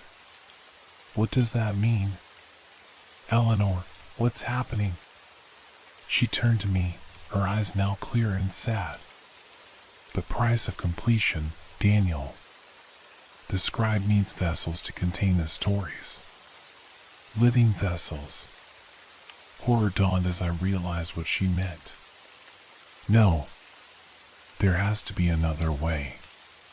"There isn't," she said gently. "I've seen the truth. The entity is contained, but its story must be preserved. Someone must bear witness." "You knew this would happen?" I asked, betrayal cutting through my fear. "You led me here knowing?" "I suspected," Eleanor admitted, her voice barely audible above the whisper of settling pages. "The scribe showed me glimpses, fragments of what completion would require. but I didn't fully understand until we began writing. The moonlight intensified further, bathing the chamber in an unnatural silver-blue glow. The papers on the altar were changing, no longer mere sheets but something alive, pulsing with the rhythm of countless stories. "We can leave," I said desperately, grasping Eleanor's arm. "Right now. Walk away and never look back." She shook her head slowly. "It's too late. We've already given too much of ourselves to the record. Feel it, Daniel." And I could. A strange tugging sensation, as if invisible threads connected me to the papers on the altar, pulling not at my body but at something deeper, my memories, my essence. "If we don't complete this," Eleanor continued, "the entity will eventually break free. The scribe's containment is imperfect without willing vessels. Without us. So we just, what? Sacrifice ourselves?" My voice cracked with disbelief. "Not sacrifice," the scribe corrected, its form partially reassembling above the altar. "Transformation. You will become the living record. The keepers of Ravensholm's truth. And the entity stays contained," Eleanor added.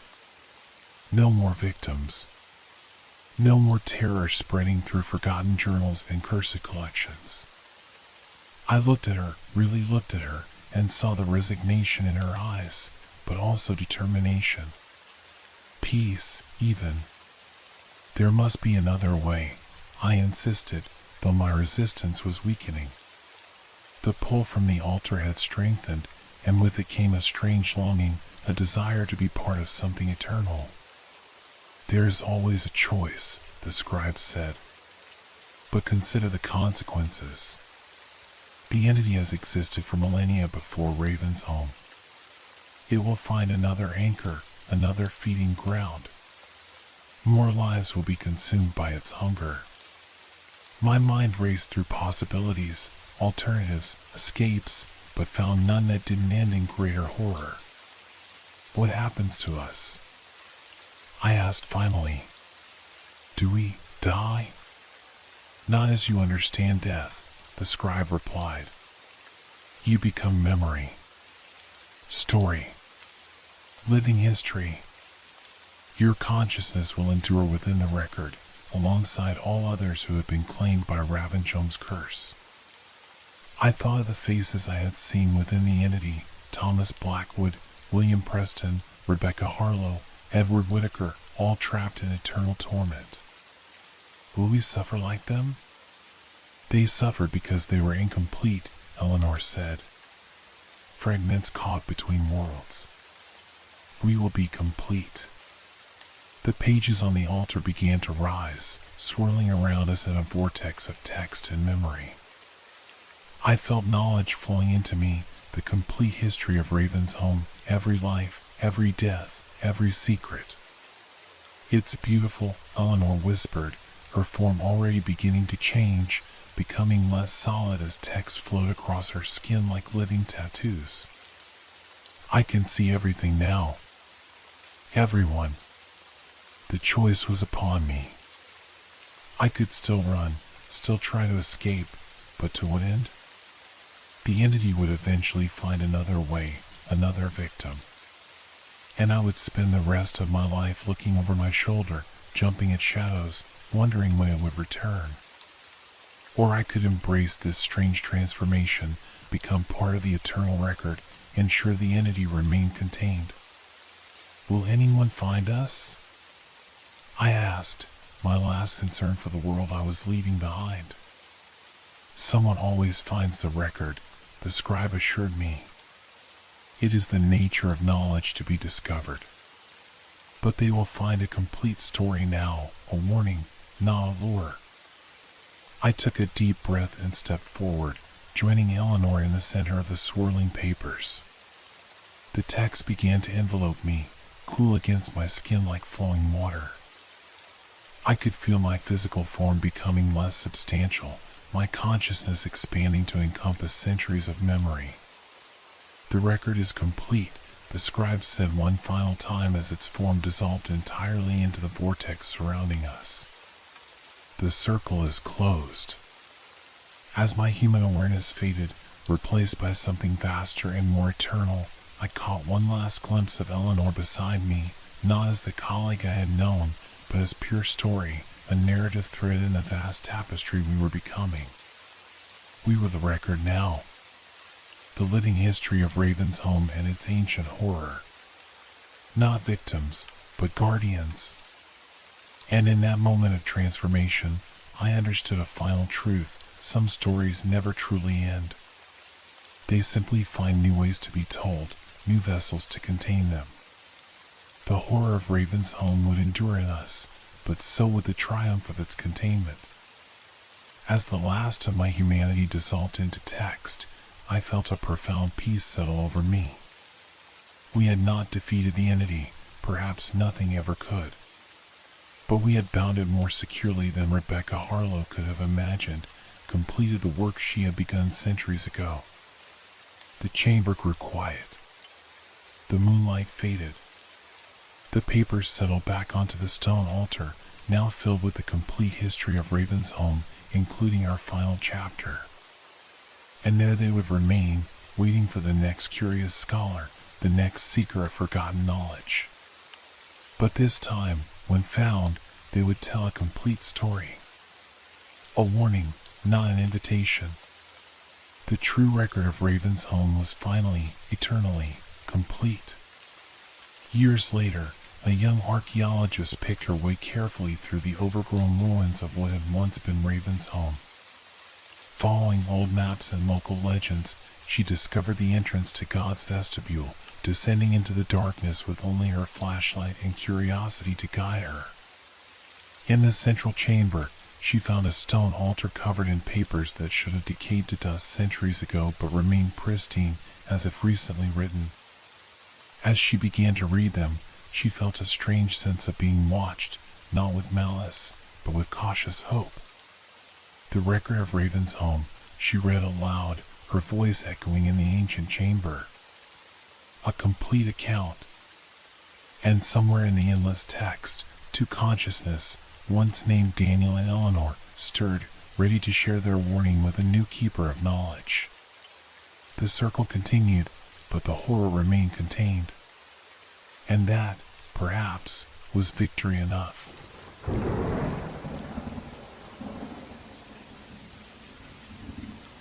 Can you hear them calling your name? That question haunted me from the moment I first stepped foot into Ravens Hollow, a town nestled in the shadow of fog-draped mountains. I'm Michael Thorne, an architectural historian with a specialty in underground structures, a profession that's led me into many dark places, but none as profound as what awaited me beneath this seemingly quaint European settlement. I came to document the medieval catacombs that predated the town itself. Local legends spoke of an extensive network that stretched for miles beneath the cobblestone streets, far beyond what modern maps acknowledged. The university grant I'd secured would fund my research for 3 months, ample time, I thought, to catalog the forgotten chambers and passageways. My guide was supposed to meet me at the church at dusk. As I waited in the empty courtyard, the autumn wind carried with it the scent of wet stone and something else, something older and less definable. The church bell tolled 6 times, each resonant peal seeming to hang in the air longer than natural acoustics should allow. Professor Thorne. The voice behind me was quiet but startling nonetheless. I turned to find an elderly man leaning on a walking stick, his face partially hidden by the shadows of twilight. I'm Morris Blackwell, the town historian. Father Klaus sends his apologies. He won't be joining us tonight. Is everything all right? I asked, noticing the slight tremble in the old man's hand as he reached into his coat pocket. The father doesn't go down there anymore.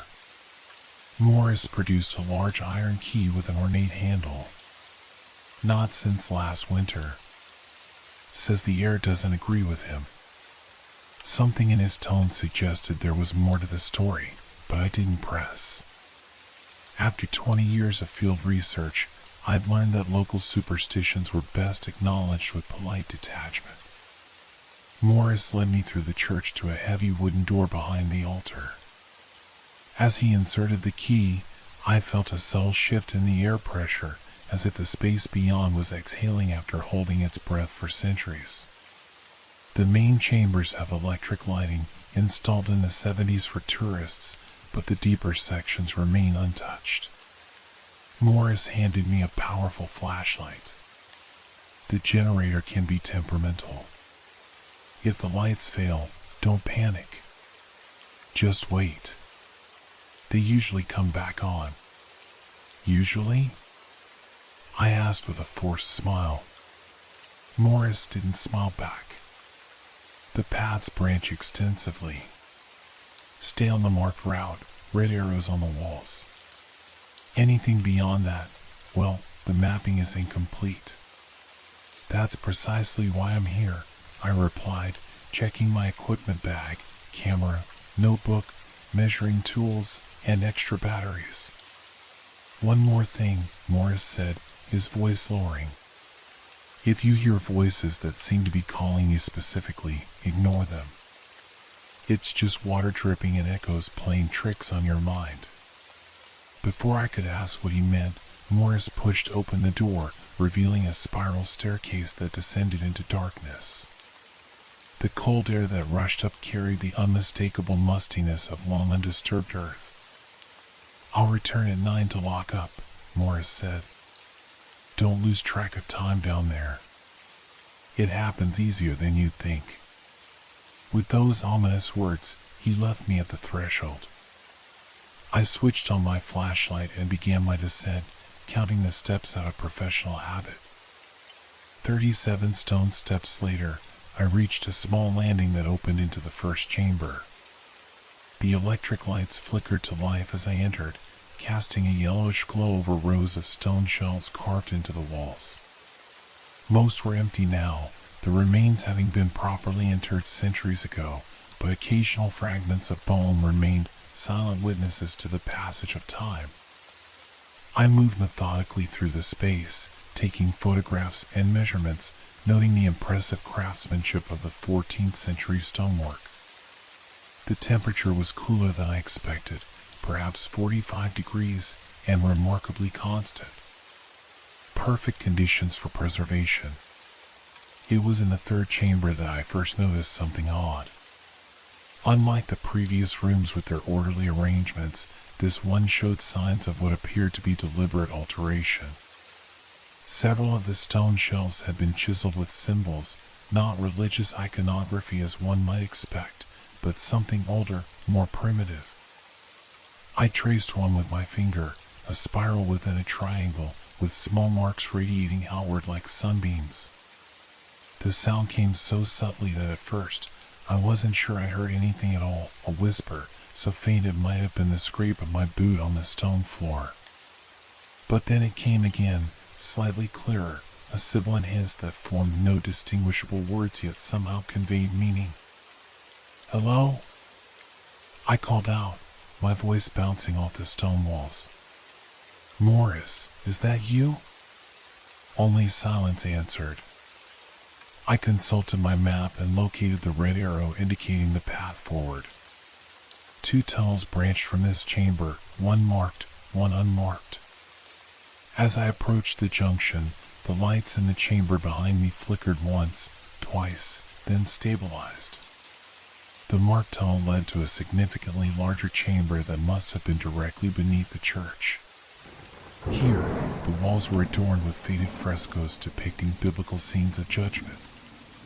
The paint had deteriorated in the damp environment, giving the figures distorted appearances, angels with melting faces and demons with too many limbs.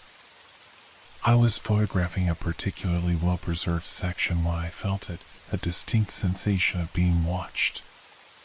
I turned quickly, sweeping my flashlight across the chamber, but found nothing except shadows dancing on ancient stone.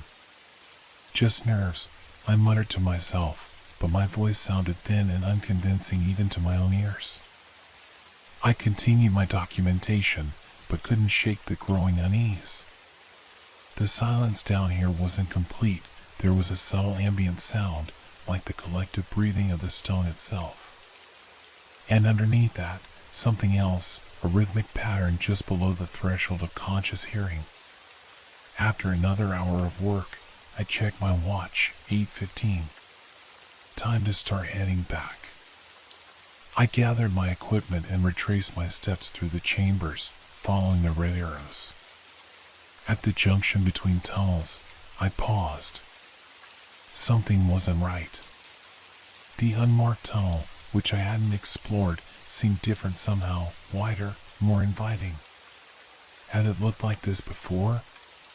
Michael. The whisper was clear this time, my name, spoken with intimate familiarity. "Who's there?" I demanded, my voice stronger than I felt.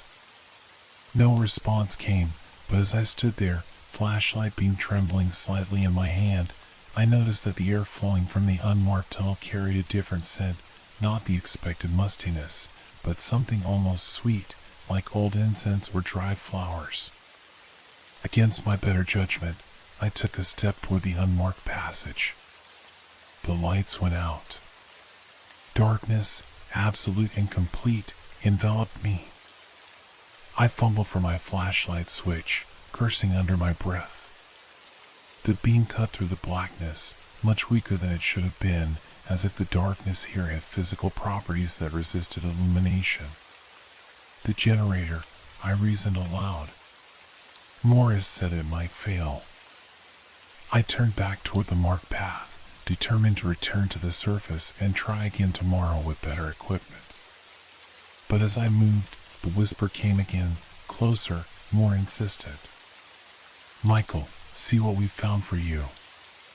A cold sweat broke out across my forehead.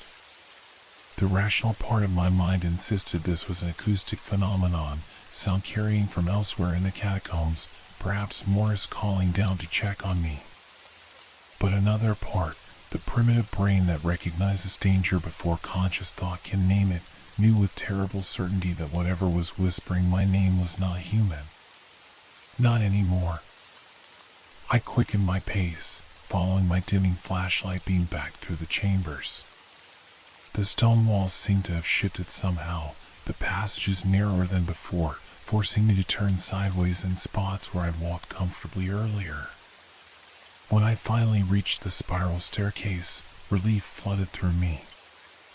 I took the steps two at a time, my footfalls echoing loudly in the enclosed space.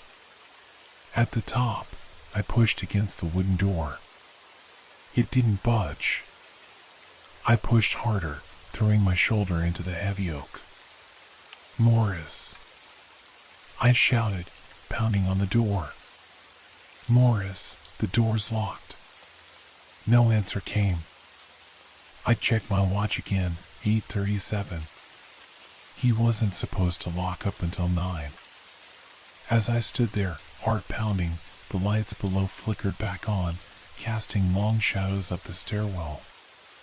And with the return of light came the whispers, not one voice now, but many, a chorus of soft, insistent murmurs speaking words I couldn't quite make out. Except for my name. That, they spoke with perfect clarity. "Michael, come back down. We have so much to show you." I pounded on the door again, harder, desperate now. "Morris. Someone. Help." The only response was the echo of my own voice, and beneath it, the whispers, growing steadily louder, closer, as if whatever was speaking was ascending the stairs behind me. I didn't dare look back. The wooden door suddenly gave way beneath my fists, sending me stumbling forward into the dimly lit church. My heart hammered against my ribcage as I spun around, slamming the door shut behind me. For a moment, I stood there, palms pressed against the ancient oak, half expecting to feel something pushing from the other side. Professor Thorne? Morris appeared from the shadows near the altar, his expression puzzled. "Everything all right? You look like you've seen a ghost." I struggled to steady my breathing. The door, it was locked. Impossible. I've been right here the entire time.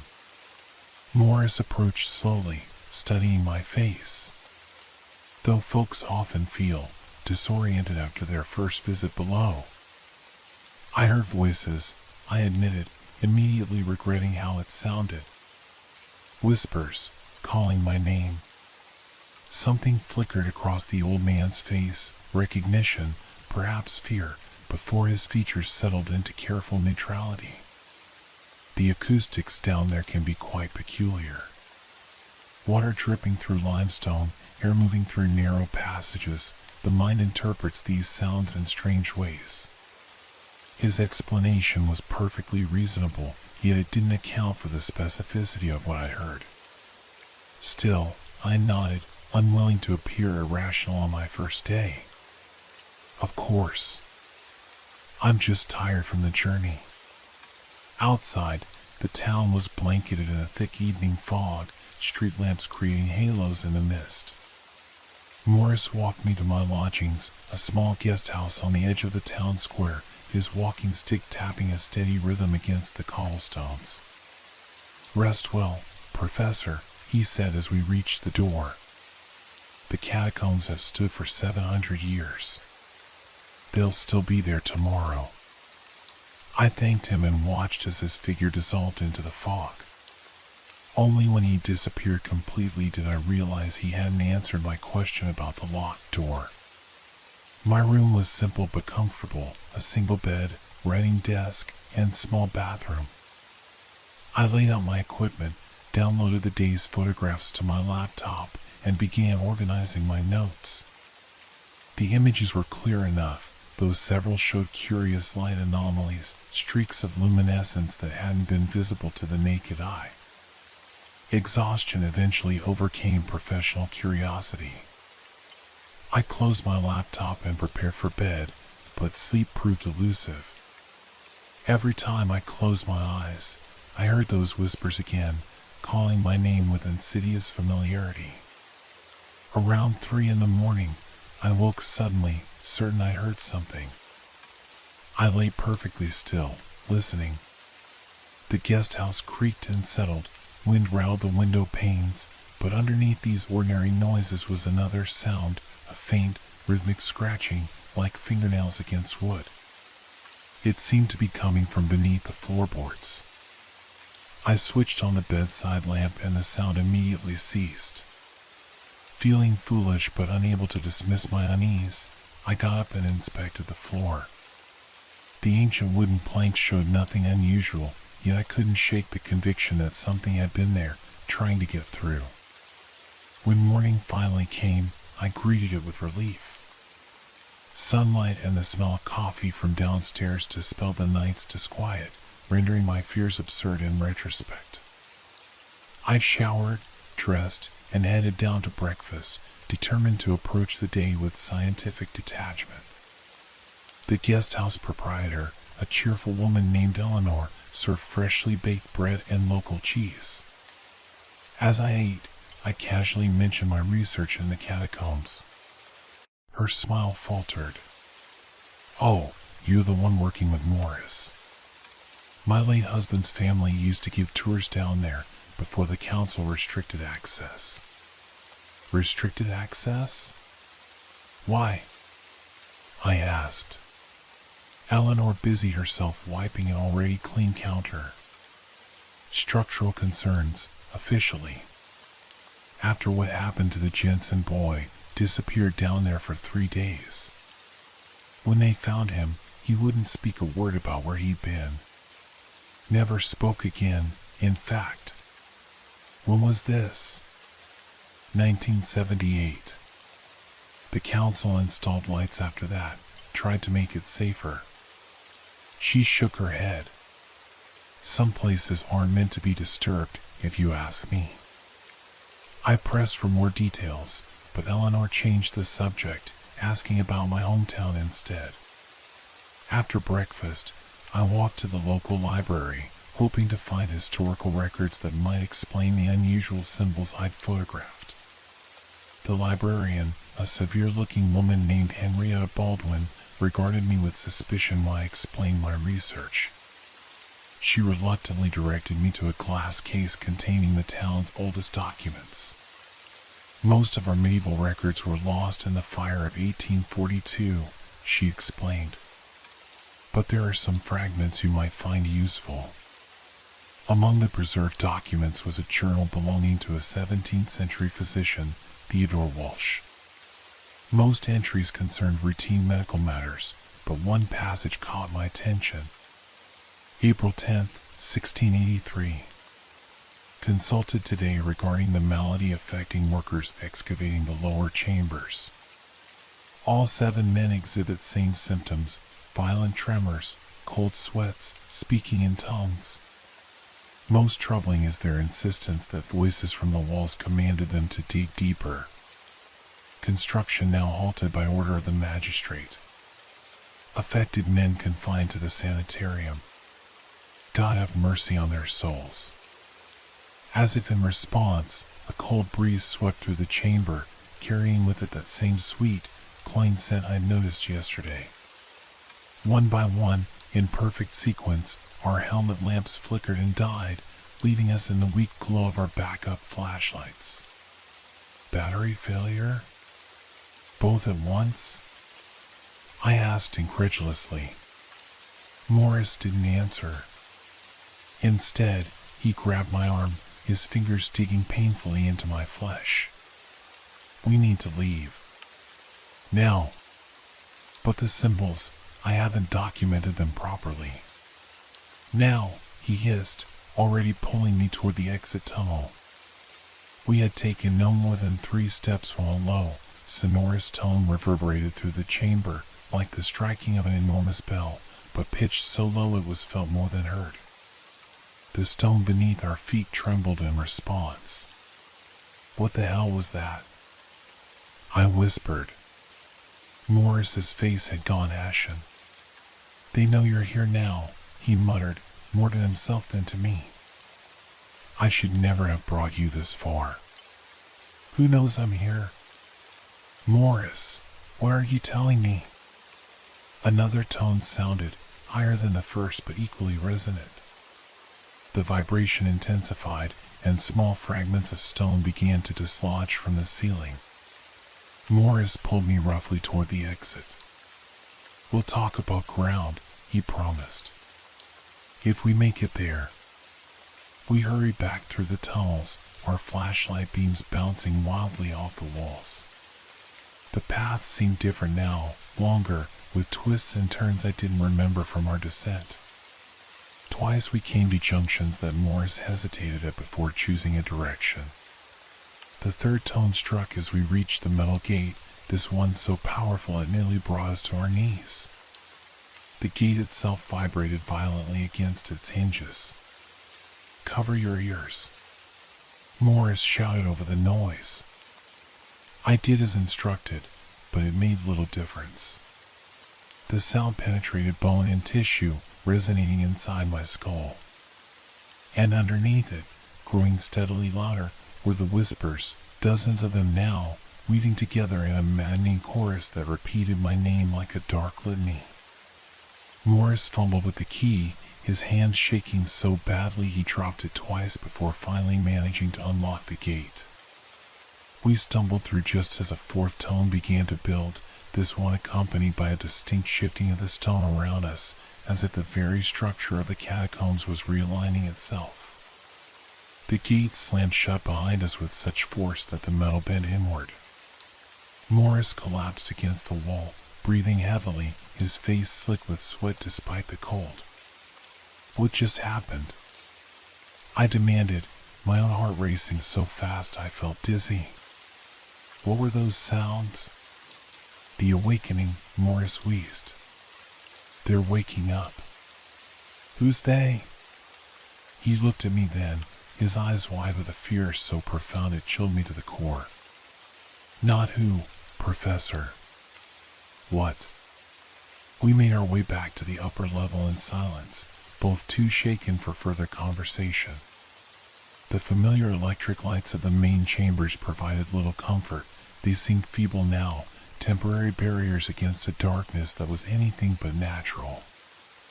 As we climbed the spiral stairs toward the surface, I glanced back one last time.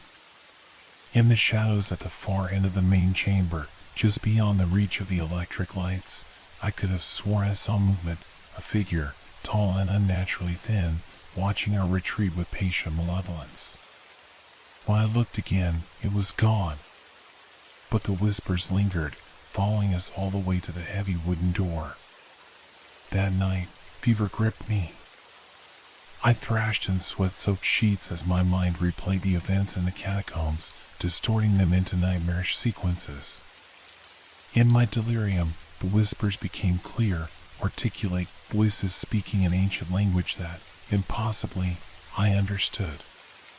They spoke of hunger, of patience measured in centuries, of the thin membrane between their world and ours, growing weaker with each passing day.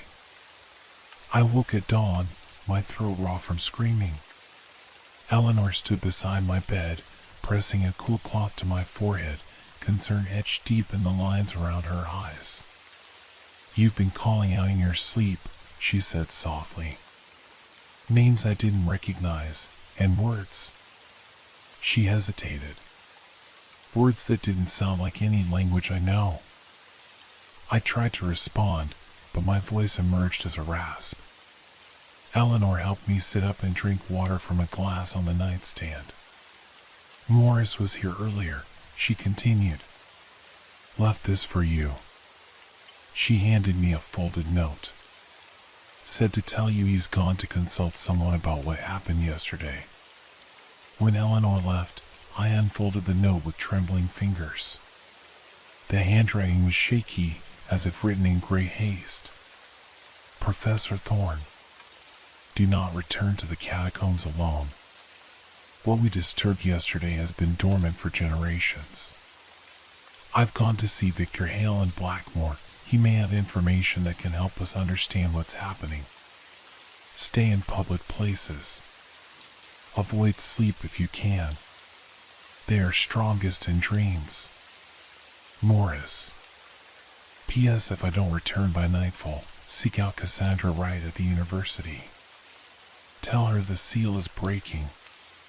She'll understand." The note left me with more questions than answers. Who was Victor Hale? What seal was Morris referring to? And most disturbing, why should I avoid sleep?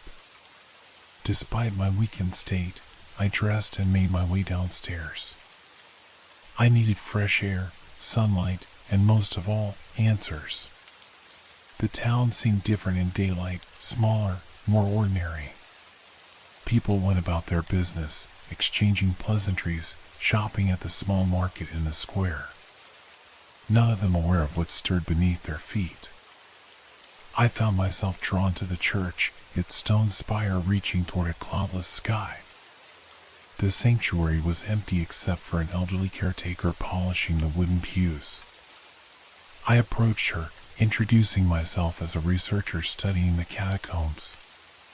"The catacombs," she repeated, shaking her head. "Bad business, that. My grandmother used to say they should have sealed all the entrances after the incident of 1934. "What incident?" I asked. "Before my time, but the story's been passed down. A group of university students broke into the lower levels on a dare. Only one returned, a girl named Elizabeth Morrow. Said the others were taken by the darkness. She spent the rest of her life in an asylum, talking about whispers in the walls. I felt a chill despite the warmth of the sunlight streaming through the stained glass windows. Do you know where I might find records of this incident? Newspaper articles, perhaps?" The caretaker pointed toward the back of the church. "Father Klaus keeps town records in the vestry. If he's not there, try the university archives. As for Professor Wright, she's documented all the strange happenings in Raven's Hollow." Wright, the same name Morris had mentioned in his note. This couldn't be coincidence. I thanked the caretaker and made my way to the vestry, a small room cluttered with religious artifacts and dusty volumes. Father Klaus was indeed absent, but a young acolyte offered to help me search the records. After an hour of careful research, we found a yellow newspaper from November 1934. The headline read, "Tragedy in the Catacombs, 3 students missing, foul play suspected." The article described how 4 university students had entered the catacombs on Halloween night as part of an initiation ritual. Only Elizabeth Morrow emerged, in a state of extreme distress, clothes torn, unable to account for her companions' whereabouts. The missing students, Thomas Reed, Margaret Holloway, and William Parker, were never found despite an extensive search. A follow-up article 2 weeks later reported that Elizabeth Morrow had been committed to Blackmore Psychiatric Hospital after suffering persistent delusions and speaking in unknown tongues. The case was ultimately ruled a tragic accident, with authorities speculating that the missing students had become disoriented in the tunnels and perished from exposure or falling into one of the many unmapped sinkholes. But a small note at the bottom of the article caught my attention. Police have confiscated unusual artifacts recovered from the scene, described by experts as inconsistent with any known archaeological period. Professor Cassandra Wright of the Anthropology Department has been consulted. The university wasn't far, a cluster of Gothic buildings on the edge of town. I made my way there on foot, my strength returning with each step in the fresh air and sunlight. The campus was quiet, most students away for the autumn break. The anthropology department occupied an ivy-covered building that seemed older than the rest of the university. Inside, a departmental secretary informed me that Professor Cassandra Wright was indeed still on staff, though now in her 80s and semi-retired. "She only comes in on Wednesdays now," the secretary explained. "But given the circumstances, I could call her home." "Circumstances?" I asked, puzzled. The secretary lowered her voice. "Morris Blackwell called this morning, said you might be coming. Said it was urgent, something about the lower levels." She shuddered slightly. Professor Wright left strict instructions to be notified immediately if anyone mentioned those. While the secretary made the call, I examined the department bulletin board. Among the usual academic notices was a faded photograph that instantly drew my attention, a group portrait of faculty members from the 1970s, according to the caption. In the center stood a middle-aged woman with intelligent eyes and a severe expression. But it was the man beside her that made my blood run cold. Though decades younger, the face was unmistakable, Morris Blackwell. According to the caption, he had been an adjunct professor of medieval studies in 1978, the same year the Jensen boy had disappeared in the catacombs. "Professor Wright will see you," the secretary announced, startling me from my thoughts. "She says to come directly to her home. It's not far, the stone cottage beyond the old observatory." The walk to Professor Wright's house took me through a wooded area at the edge of the campus. The trees grew densely here, their branches forming a canopy that blocked much of the sunlight. As I walked, I couldn't shake the feeling of being watched, the same sensation I'd experienced in the catacombs. Twice I stopped and turned, certain I'd heard footsteps behind me. Both times I found nothing but empty path and shifting shadows. The cottage appeared suddenly through the trees, a small stone structure that looked as if it had grown naturally from the forest floor. Smoke curled from the chimney despite the mild weather. Before I could knock, the door swung open. Cassandra Wright was tall and rail-thin, her white hair pulled back in a severe bun. She regarded me with pale blue eyes that missed nothing. "Professor Thorne," she said, her voice stronger than her years would suggest. "You've heard them, haven't you?" "The voices in the dark." I nodded, suddenly unable to speak. Come in, quickly, she urged, glancing past me into the woods. It isn't safe to linger outside, not with what's awakening below. The interior of the cottage belied its rustic exterior. Every available surface was covered with books, papers, and strange artifacts. One wall was entirely occupied by maps, geological surveys overlaid with handwritten notes and symbols identical to those I'd photographed in the catacombs. Professor Wright gestured toward a chair near the fireplace. Sit. You look ready to collapse. As I sat, she moved to a cabinet and returned with 2 glasses and a bottle of amber liquid. Medicinal purposes, she explained, pouring generous measures for us both. It helps clear the mind, especially important after exposure to the lower levels. The liquor burned pleasantly as it went down, bringing with it a welcome clarity. Morris said to tell you the seal is breaking, I said. Professor Wright's hand trembled slightly as she set down her glass. Then it's happening faster than we feared. How deep did you go? The circular chamber with 7 tunnels.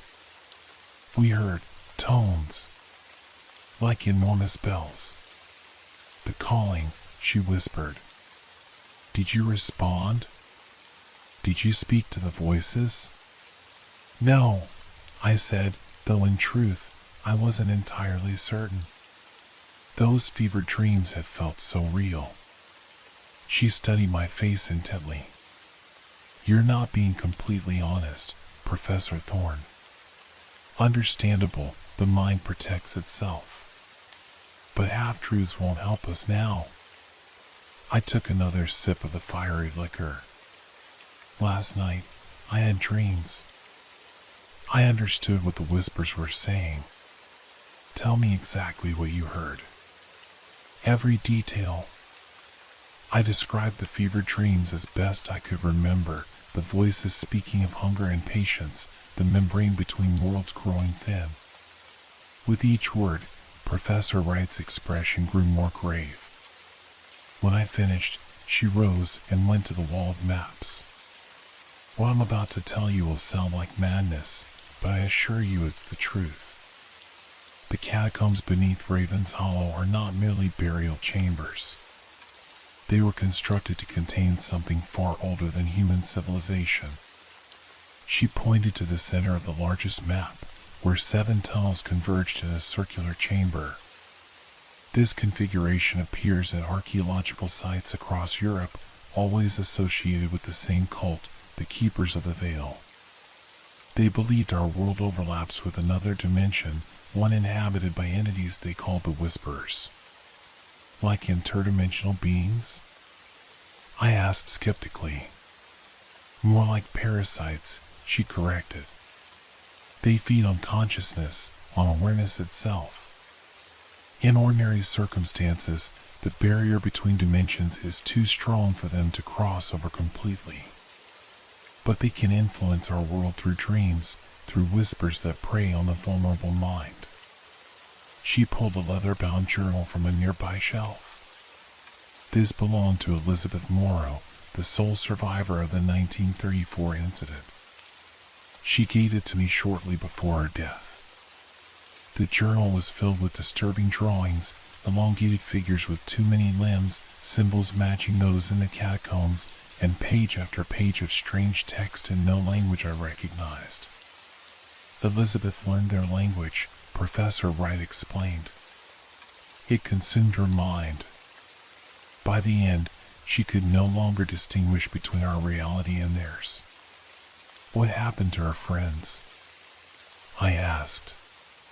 They were taken. Consumed.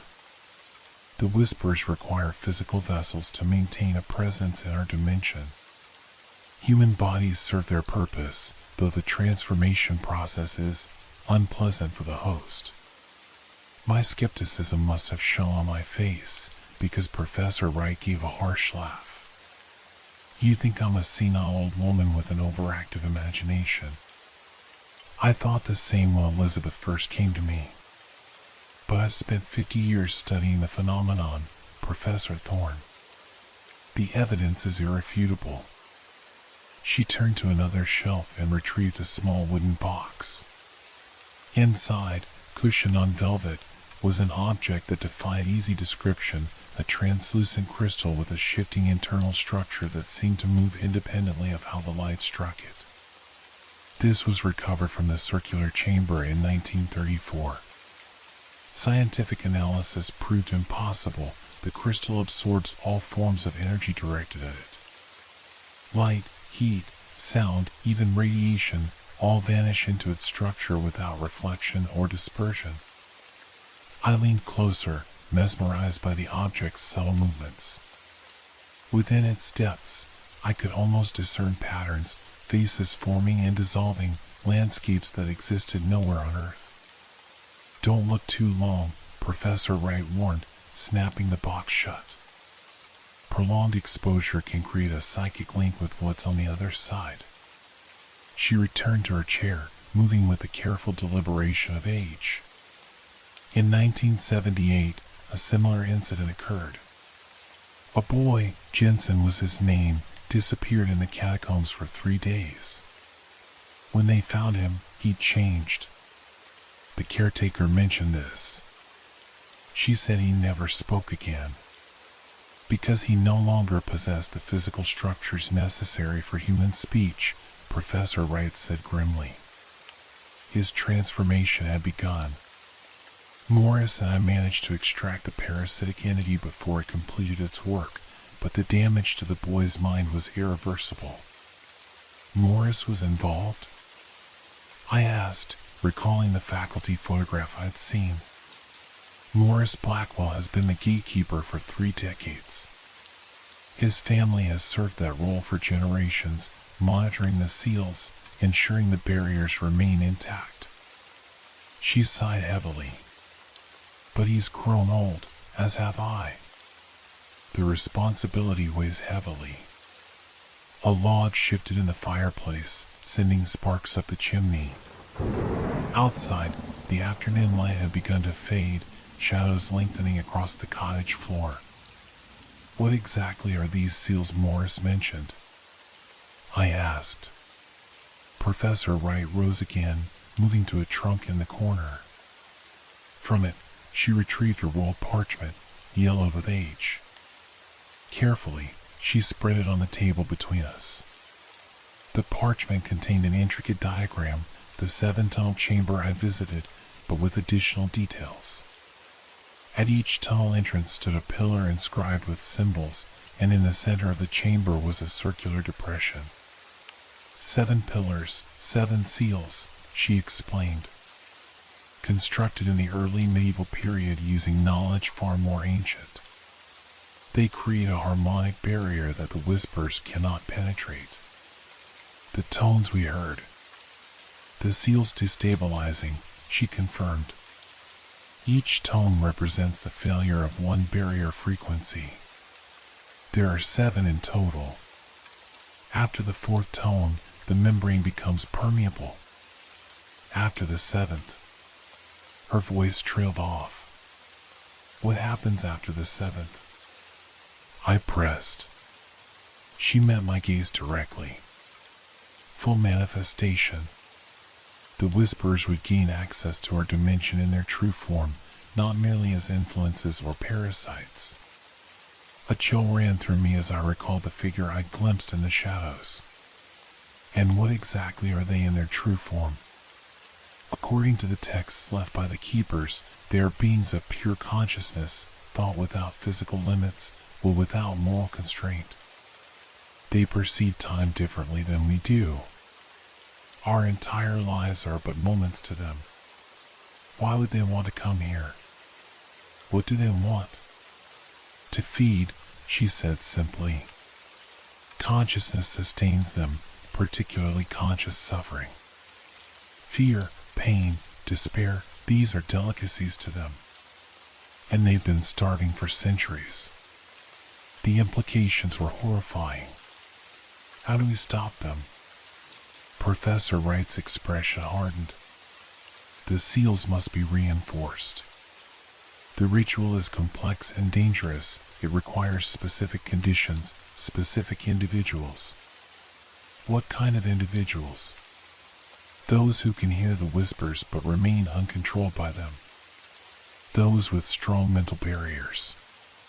She studied me intently. Like you, Professor Thorne. Me?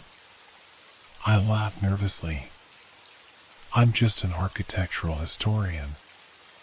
I have no experience with whatever this is.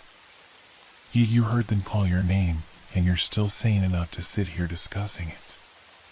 That alone makes you exceptional. She leaned forward. Most people who hear the whispers are either immune to their influence and thus cannot hear them at all, or susceptible to complete possession.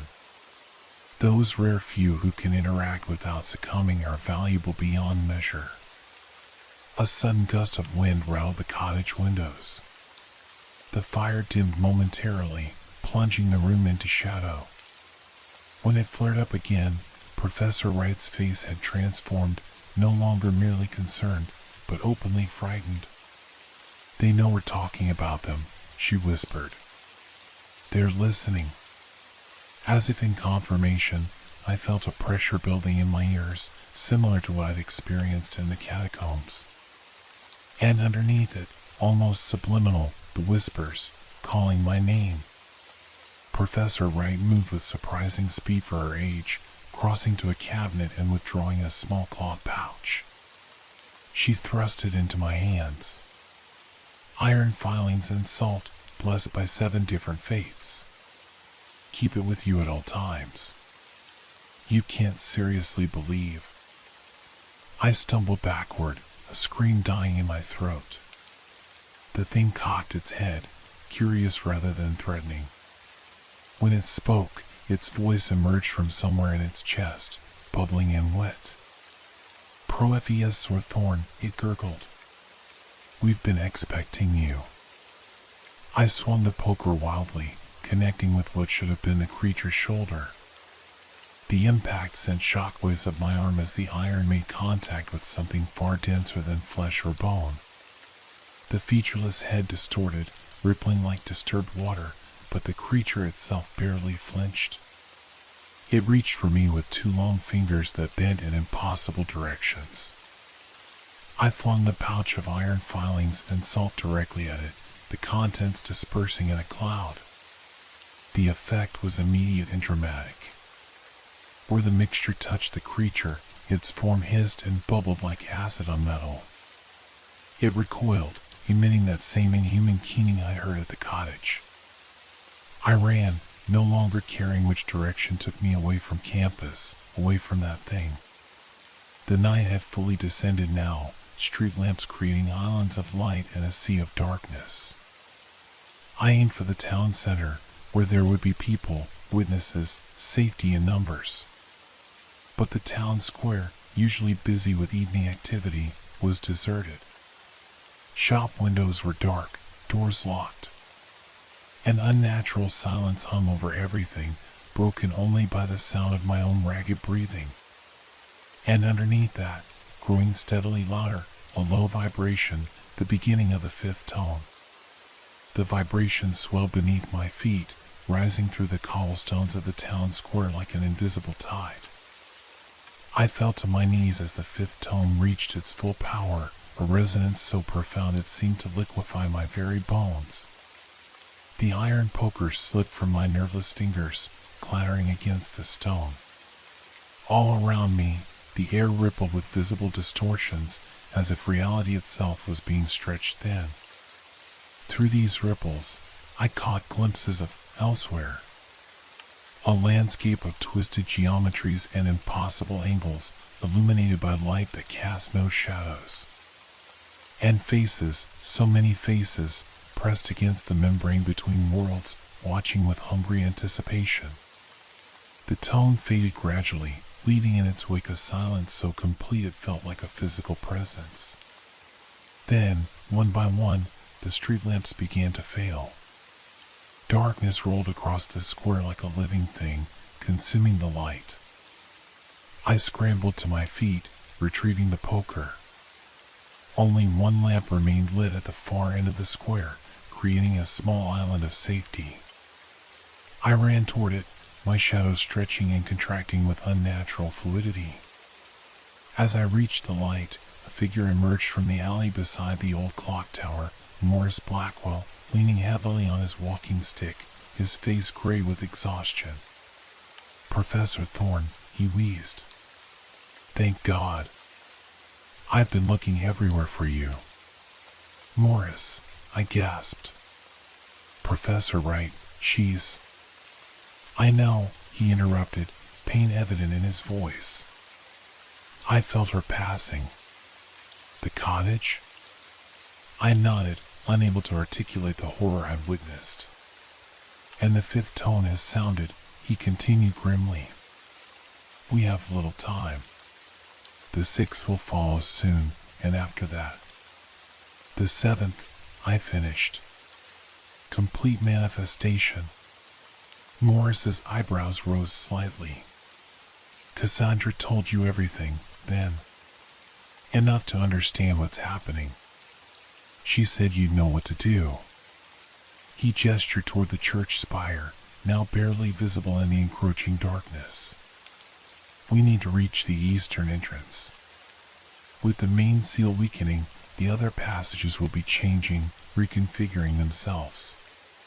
"The entrance behind the old mill," I said, producing the key Professor Wright had given me. "She gave me this." Morris's eyes widened. "The keeper's key. She must have trusted you implicitly." He reached for it, then hesitated. "No. Better you keep it. My hands aren't as steady as they once were." We made our way through the darkened streets, staying close to buildings, avoiding open spaces. The town remained eerily deserted, no pedestrians, no vehicles, not even the usual sounds of televisions or radios from residential windows. "Where is everyone?" I whispered. "Hiding, if they're lucky," Morris replied. "The whisperers have been infiltrating for days now, taking hosts, preparing. Most people can't perceive them directly, just a sense of wrongness they can't articulate. It triggers a primal fear response, the instinct to hide from predators. And those who can see them," his expression darkened, "become vessels if their will is weak, or targets if it's strong." We reached the eastern edge of town, where an ancient stone mill stood alongside a long dry riverbed. Behind it, nearly hidden by overgrown vegetation, was a small stone structure resembling a mausoleum. Morris produced a flashlight from his coat pocket. "The power will be out below, and our helmet lamps won't work now.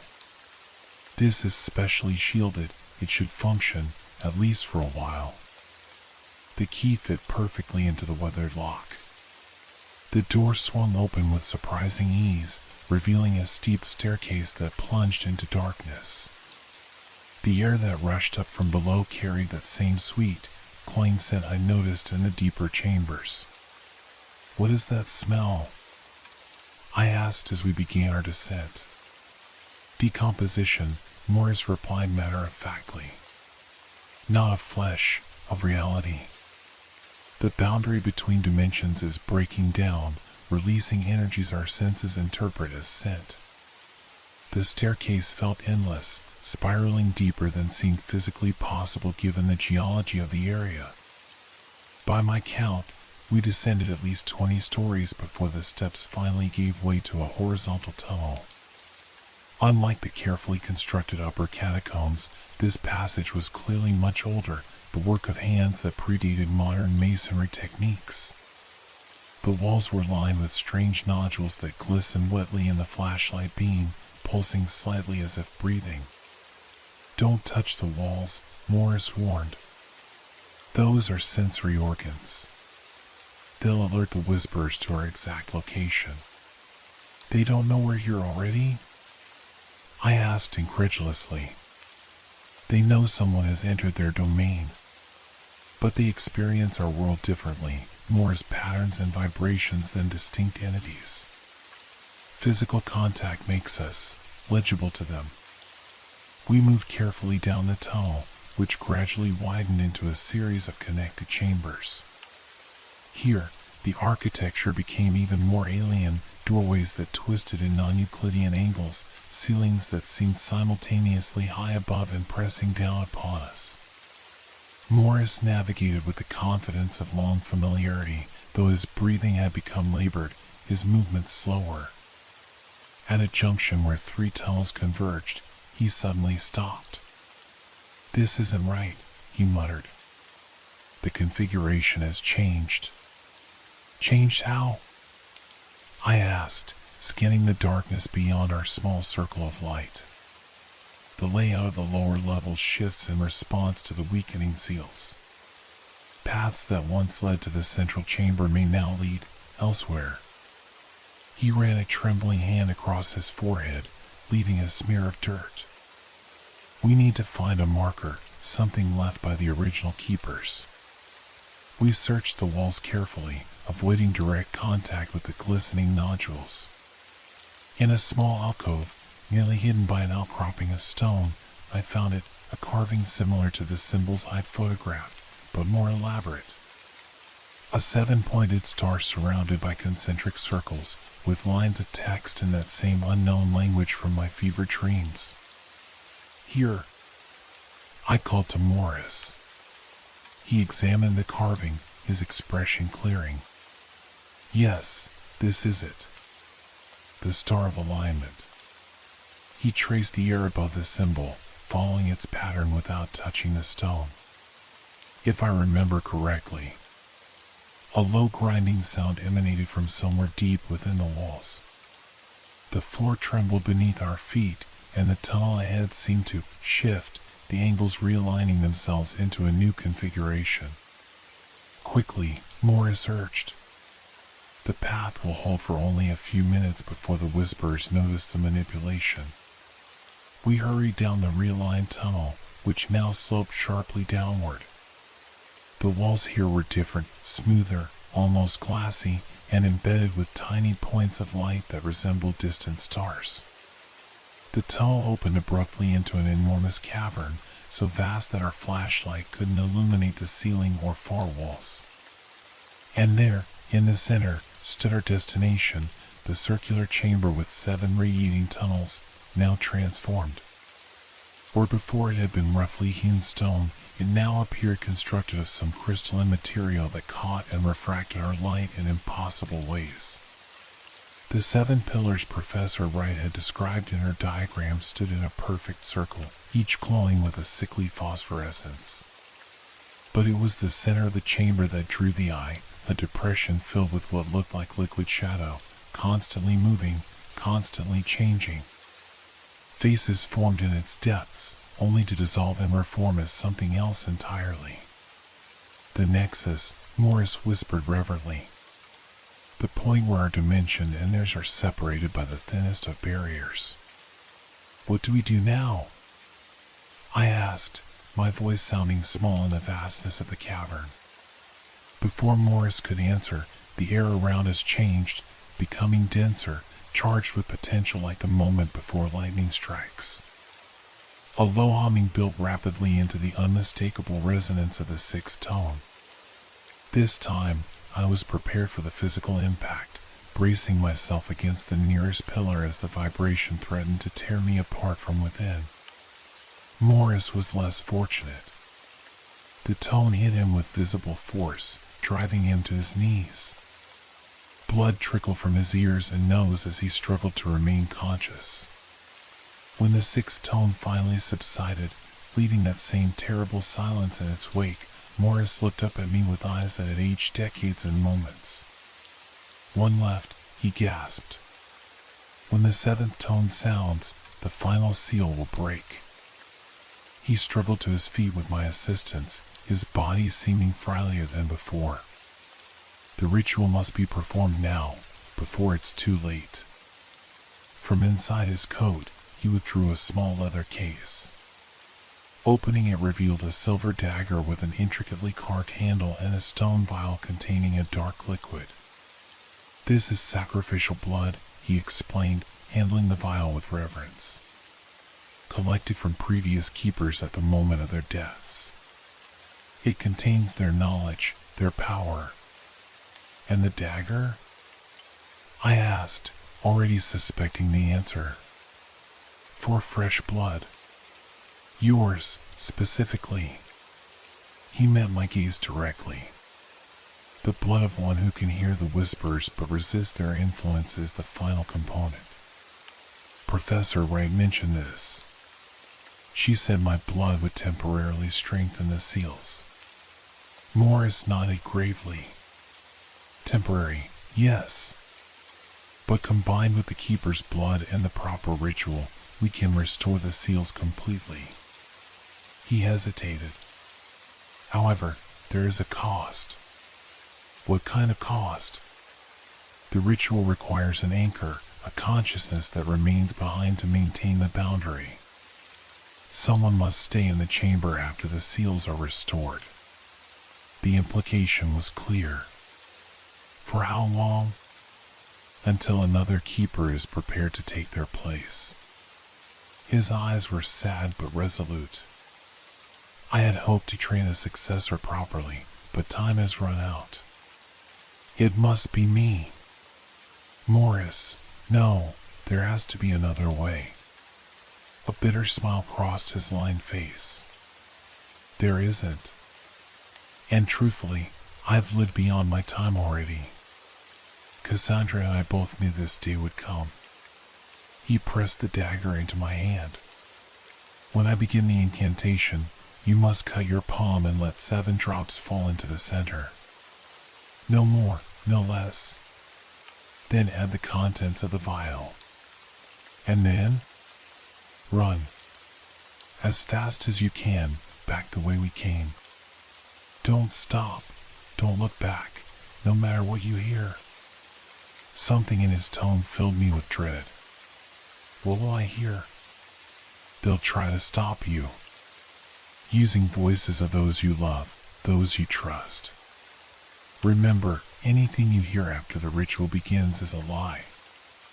Morris positioned himself beside the central depression, removing a small book from his pocket. The text appeared to be handwritten, the pages yellow with age. "Ready yourself," he instructed, opening the book to a marked page. I stood opposite him, dagger in hand, trying to steady my breathing. The darkness around us seemed to deepen, as if drawing closer to observe our actions. Morris began to read aloud, his voice taking on a resonant quality that filled the chamber.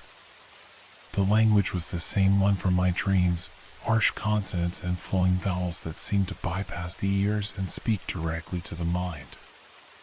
As the incantation continued, the pillar's glow intensified, pulsing in rhythm with the words. The liquid shadow in the central depression began to churn violently, shapes rising and falling in its depths like creatures struggling to break the surface. Morris nodded sharply at me, the signal. I drew the dagger across my palm, the pain bright and clarifying. Blood welled in the cut, unnaturally red in the pillar's glow. I held my hand over the depression, allowing 7 drops to fall into the churning shadow. Each drop caused a reaction like oil hitting water, expanding ripples that glowed briefly before being absorbed. After the 7th drop, I uncorked the vial and emptied its contents into the depression. The effect was immediate and terrifying. The liquid shadow erupted upward in a column that nearly reached the distant ceiling, spinning like a tornado in slow motion. "Run!" Morris shouted over the sudden howling that filled the chamber, a sound like wind rushing through a narrow canyon, but with undertones that suggested voices, hundreds of them, screaming in rage and pain. I hesitated, unwilling to leave him. "Geo!" he commanded, his own voice changing, taking on harmonics that no human vocal cords could produce. His eyes had begun to glow with the same phosphorescence as the pillars. "I cannot hold them for long. The chamber itself seemed to be contracting, the walls moving inward, the tunnels narrowing. I turned and ran for the passage we'd entered through, the iron poker still clutched in my left hand, my right dripping blood onto the crystalline floor.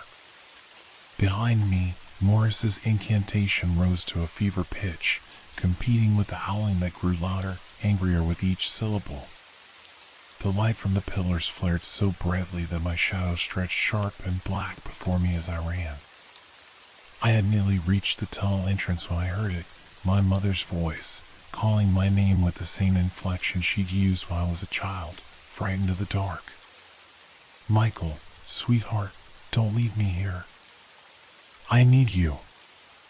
I faltered, half turning before remembering Morris's warning. Not real. Not her. The tunnel seemed to lengthen as I ran, the distance to each bend extending impossibly. My lungs burned, my cut hand throbbed, but I pushed forward, driven by the growing chaos behind me. New voices joined the chorus, friends, colleagues, lovers from my past, each pleading for me to return, each sounding so authentic that tears sprang to my eyes even as I rejected their reality. Then came a voice that stopped me in my tracks, Professor Wright, not begging or pleading, but urgent and commanding. "Professor Thorne, Morris is performing the ritual incorrectly. He's not closing the seals, he's breaking them completely. You must return immediately." It sounded exactly like her, the same authoritative tone, the same slight tremor of age. But Morris had said she was dead, that he had felt her passing. Unless that had been a lie. Doubt paralyzed me. What if Morris had been corrupted? What if this entire scenario was a manipulation to get me to participate in breaking the final seal? As I stood frozen with indecision, the seventh tone began, not a vibration this time, but a crystalline note of perfect purity that cut through all other sound. It resonated within my very atoms, reorganizing my perception of reality itself. The walls of the tunnel became transparent, revealing the writhing, churning void beyond, an infinite expanse populated by shapes that defied comprehension. They moved with purpose, with awareness, all converging toward the thin membrane that now visibly separated their realm from ours. At the center of this convergence was the chamber I'd fled, where Morris, or what had been Morris, now stood transformed. His body had become a vessel for light, his outspread arms channeling energy into the seven pillars. And I understood with sudden clarity, he wasn't breaking the seals. He was becoming the seal. The choice was made in an instant. I ran, not away from the chamber, but back toward it. The voices redoubled their efforts, now abandoning all pretense of familiarity, becoming a cacophony of inhuman shrieks and howls that tore at my sanity. When I reached the chamber entrance, the transformation was nearly complete. Morris's physical form was barely discernible within the column of light that now connected the central depression to the cavern ceiling. The seven pillars had begun to rotate around him, accelerating with each passing second. "Get back."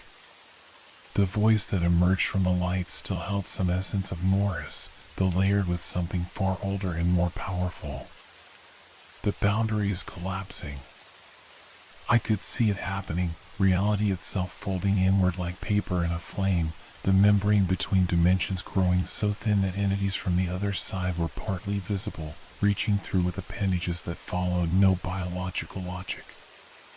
One such appendage, a writhing tendril of pure darkness, shot toward me with impossible speed. I swung the iron poker instinctively, connecting with the substance of the thing. The contact produced a scream that existed simultaneously in my ears and my mind, a psychic wail of agony that brought me to my knees. The tendril withdrew, but others were emerging, probing the weakening barrier. "Michael." The light that had been Morris intensified. "Your blood." The center stone. Understanding flooded through me. My blood, the blood of one who could hear but not submit, could strengthen the seal. Not just temporarily, as Professor Wright had suggested, but permanently when combined with Morris's sacrifice. I staggered to the center of the chamber, where the depression had transformed into a raised altar of that same crystalline material. The rotating pillars created a vortex of energy that threatened to tear me apart, but I pressed forward, one agonizing step at a time. The tendrils of darkness became more numerous, more aggressive, sensing my intention. They lashed at me from all sides, each contact burning like acid despite the protection of the iron. When I reached the altar, I slammed my bleeding palm down onto its surface. The effect was immediate. Light erupted from the point of contact, racing along fracture lines within the crystal that I hadn't previously noticed. These lines formed an intricate pattern that extended outward to connect with each pillar. Morris's voice emerged from the light one final time, not in my ears, but directly in my mind. "Run now. Don't look back." This time, I obeyed. As I turned to flee, I caught one last glimpse of what was happening behind me, the tendrils of darkness being pulled inexorably back through the thinning membrane, the rotating pillars spinning so rapidly they appeared as solid rings of light, and at the center, the last human traces of Morris Blackwell dissolving into pure energy. I ran blindly, following the path of my own bloody footprints back through the tunnel. The seventh tone reached its crescendo, so powerful now that the very stone around me began to crack and splinter. And then, silence. A silence so profound it felt like the universe itself had taken a breath and held it. In that silence, I continued running, my own ragged breathing and pounding footsteps unnaturally loud. The tunnel no longer seemed to extend impossibly. Instead, I reached its end far sooner than expected, emerging into the large cavern with its star-embedded walls. Behind me came a sound like thunder, the collapse of the circular chamber as the new seals locked into place. A shock wave of displaced air propelled me forward, sending me sprawling onto the cavern floor. When I finally dared to look back, the tunnel entrance had sealed itself, the stone flowing together like wax to form an unbroken wall. Embedded in this wall was a new symbol, the seven-pointed star, now surrounding a perfect circle of that same crystalline material. I knew with absolute certainty that no conventional tool would ever breach that barrier again. The journey back to the surface passed in a blur of exhaustion and pain. The paths had stabilized, no longer shifting and reconfiguring themselves. Even the strange nodules on the walls had stopped their unsettling pulsations, becoming inert lumps of stone. When I finally emerged from the mausoleum behind the old mill, dawn was breaking over Ravens Hollow. The town looked ordinary again, peaceful even, with early risers beginning their daily routines as if the previous night's horrors had never occurred. But I knew better. The danger had been contained, not eliminated. Somewhere beneath our feet, Morris Blackwell's consciousness maintained the seals that separated our reality from the hungry void beyond. And in my dreams, I could still hear the whispers, fainter now, more distant, but still calling my name with tenacious persistence. They were waiting. And they were patient. They had eternity, after all. And the seals would not hold forever. 3 months have passed since that night in the catacombs. On the surface, life in Ravens Hollow continues unchanged. The townspeople go about their business, seemingly oblivious to how close they came to annihilation. The church bell still tolls the hours, the market square fills with vendors on weekends, and tourists occasionally visit the upper levels of the catacombs, guided along well-lit paths that reveal nothing of what lies beneath. I remained in town, ostensibly to complete my architectural research. My university colleagues accepted the papers I submitted, detailed analyses of medieval construction techniques, geological surveys, historical context, all carefully sanitized of any reference to what truly dwells below Raven's Hollow. No one questioned my decision to extend my stay indefinitely. A sabbatical, I explained. A chance to write the comprehensive study I'd always planned. The truth, of course, is far different. I stay because I must. Because someone needs to watch for the signs. Because I hear them, still, the whispers, filtering through the barriers Morris sacrificed himself to create. The day after that nightmarish confrontation, I returned to Professor Wright's cottage. It stood untouched, no evidence of the violent struggle I had witnessed. Inside, her books and artifacts remained precisely arranged, a thin layer of dust the only indication of abandonment. No one in town mentioned her absence. When I inquired at the university, the departmental secretary looked at me strangely. Professor Wright? She retired years ago. Moved to Arizona for her health, as I recall. Yet her journals remained, and in them I found what I needed, the knowledge passed down through generations of keepers. The rituals, the warnings, the signs to watch for. Most importantly, I found the names, others like me, scattered across the globe, who could hear the whispers without succumbing to them.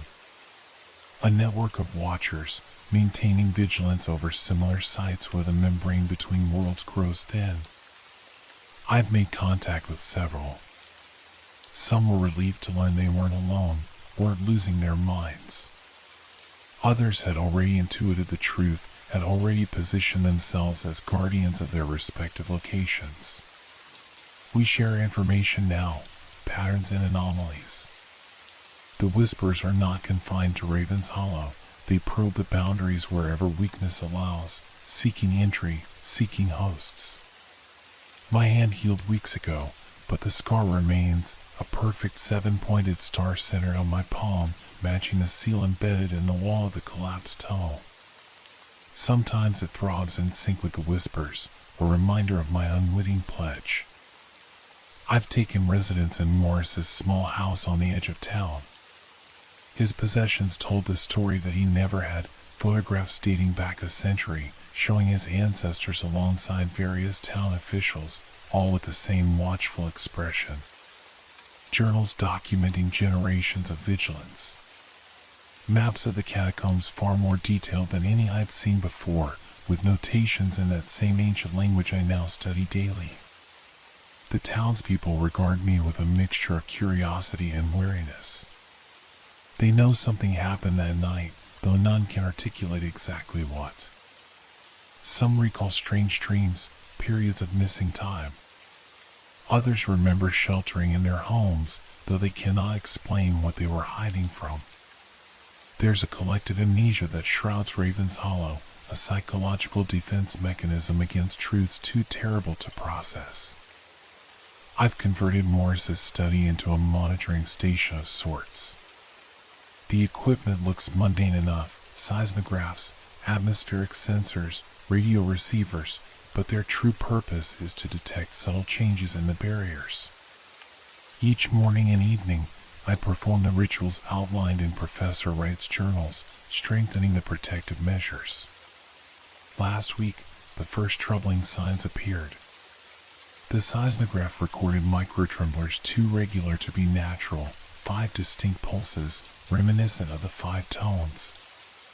In the town cemetery, patches of frost appeared despite the summer heat, forming patterns too geometric to be random. Most concerning were the reports from the local hospital, 3 patients admitted with symptoms that medical science couldn't explain. Sensory hallucinations, they called it. But I recognized the descriptions, voices calling from empty rooms, shadows that moved independently of their sources, and that same sweet, clean scent I remembered from the depths. Yesterday, I descended into the upper catacombs alone, following a map Morris had marked with potential weak points. The tourist areas showed nothing unusual, but in a sealed chamber accessible only through a maintenance tunnel, I found fresh carvings on the wall, crude attempts to recreate the symbols of opening. Someone, or something, was trying to create a new path to the depths. I sealed that chamber with iron and salt, reinforcing the barrier with my blood and the incantations from Professor Wright's oldest journal. A temporary measure, at best. This morning, I received an encrypted message from another watcher in Prague. Similar phenomena have begun manifesting there, subtle at first, then increasingly overt. The Whispers are coordinating their efforts, testing multiple sites simultaneously, seeking the path of least resistance. We are organizing a conclave, gathering what remains of the Keeper's knowledge before it's too late. 5 of us will meet in Raven's Hollow next week, bringing their artifacts, their journals, their bloodlines. For I've discovered what Morris knew but never told me: the seals can be maintained by conscious sacrifice, but each iteration grows weaker. Eventually, a more permanent solution must be implemented, one requiring the combined power of multiple bloodlines. The final ritual described in Professor Wright's oldest journal requires a gathering of 7 who can hear but resist. 7 drops of blood from 7 watchers, freely given in the proper sequence. It hasn't been attempted in centuries, not since the Great Collapse documented in fragments throughout the journals. Will it be enough? I cannot say. The Whispers grow clearer each night, less distant. They've learned my rhythms, my vulnerabilities. They speak not just with the voices of those I've loved and lost, but with my own voice now, my doubts, my fears, my secret desires. Sometimes, in the darkest hours before dawn, I find myself standing at the back door of Morris's house, keys in hand, with no memory of having risen from bed. Always facing east, toward the old mill and what lies beneath. The scar on my palm pulses with unsettling regularity, the 7-pointed star now raised and red as if freshly cut. When I place it against the symbols in Morris's journals, they respond, the ink seeming to move beneath the paper, rearranging itself into new configurations, new meanings. I understand now why the position of Keeper traditionally passed through bloodlines. My connection to the seals grows stronger daily, my dreams more vivid, more instructive. I see the original construction of the catacombs, witness the rituals that first contained the Whispers, feel the weight of countless generations maintaining the ancient barrier. And I see what waits beyond, vast intelligences that regard our dimension as we might view a terrarium, a controlled environment ripe for colonization. They are not malevolent in any human sense, they simply are, existing according to principles utterly alien to our understanding of life. To them, we are vessels, nothing more. Consciousness to be hollowed out and inhabited, discarded when no longer useful. The Whispers call me brother now, insisting we share a kinship I cannot acknowledge. They promise knowledge beyond human comprehension, power beyond mortal limits, if only I would open the way. But I've seen what becomes of those who submit. In my dreams, I watched Professor Wright's final moments, how she fought until her consciousness was subsumed, her body transformed into something neither fully human nor entirely other. Morris's sacrifice bought us time, nothing more. The 7th tone has been delayed, not prevented. The final seal will weaken again, sooner than any of us anticipated. So I maintain my vigil in this small town built upon secrets. I catalog the signs, perform the rituals, and prepare for what must come. 5 watchers will arrive next week. We must find the remaining 2 before the next phase begins. For the Whispers speak of a new convergence approaching, a celestial alignment that occurs once every 7 centuries when the barriers naturally thin. The last such convergence witnessed the plagued years of medieval Europe, though few understood the true source of the pestilence that ravaged the continent. Not disease, but displacement, human consciousness gradually replaced by something fundamentally incompatible with our reality. I write these words as both record and warning. If you are reading this and the seven-pointed star appears in your dreams, know that you are called. Know that you are needed. Know that you are not alone in hearing what others cannot. Come to Raven's Hollow. Follow the whispers to their source. Bring iron and salt, courage and skepticism. For we are the final line of defense against the coming darkness. The unwitting inheritors of an ancient duty. And the whispers grow louder with each passing night.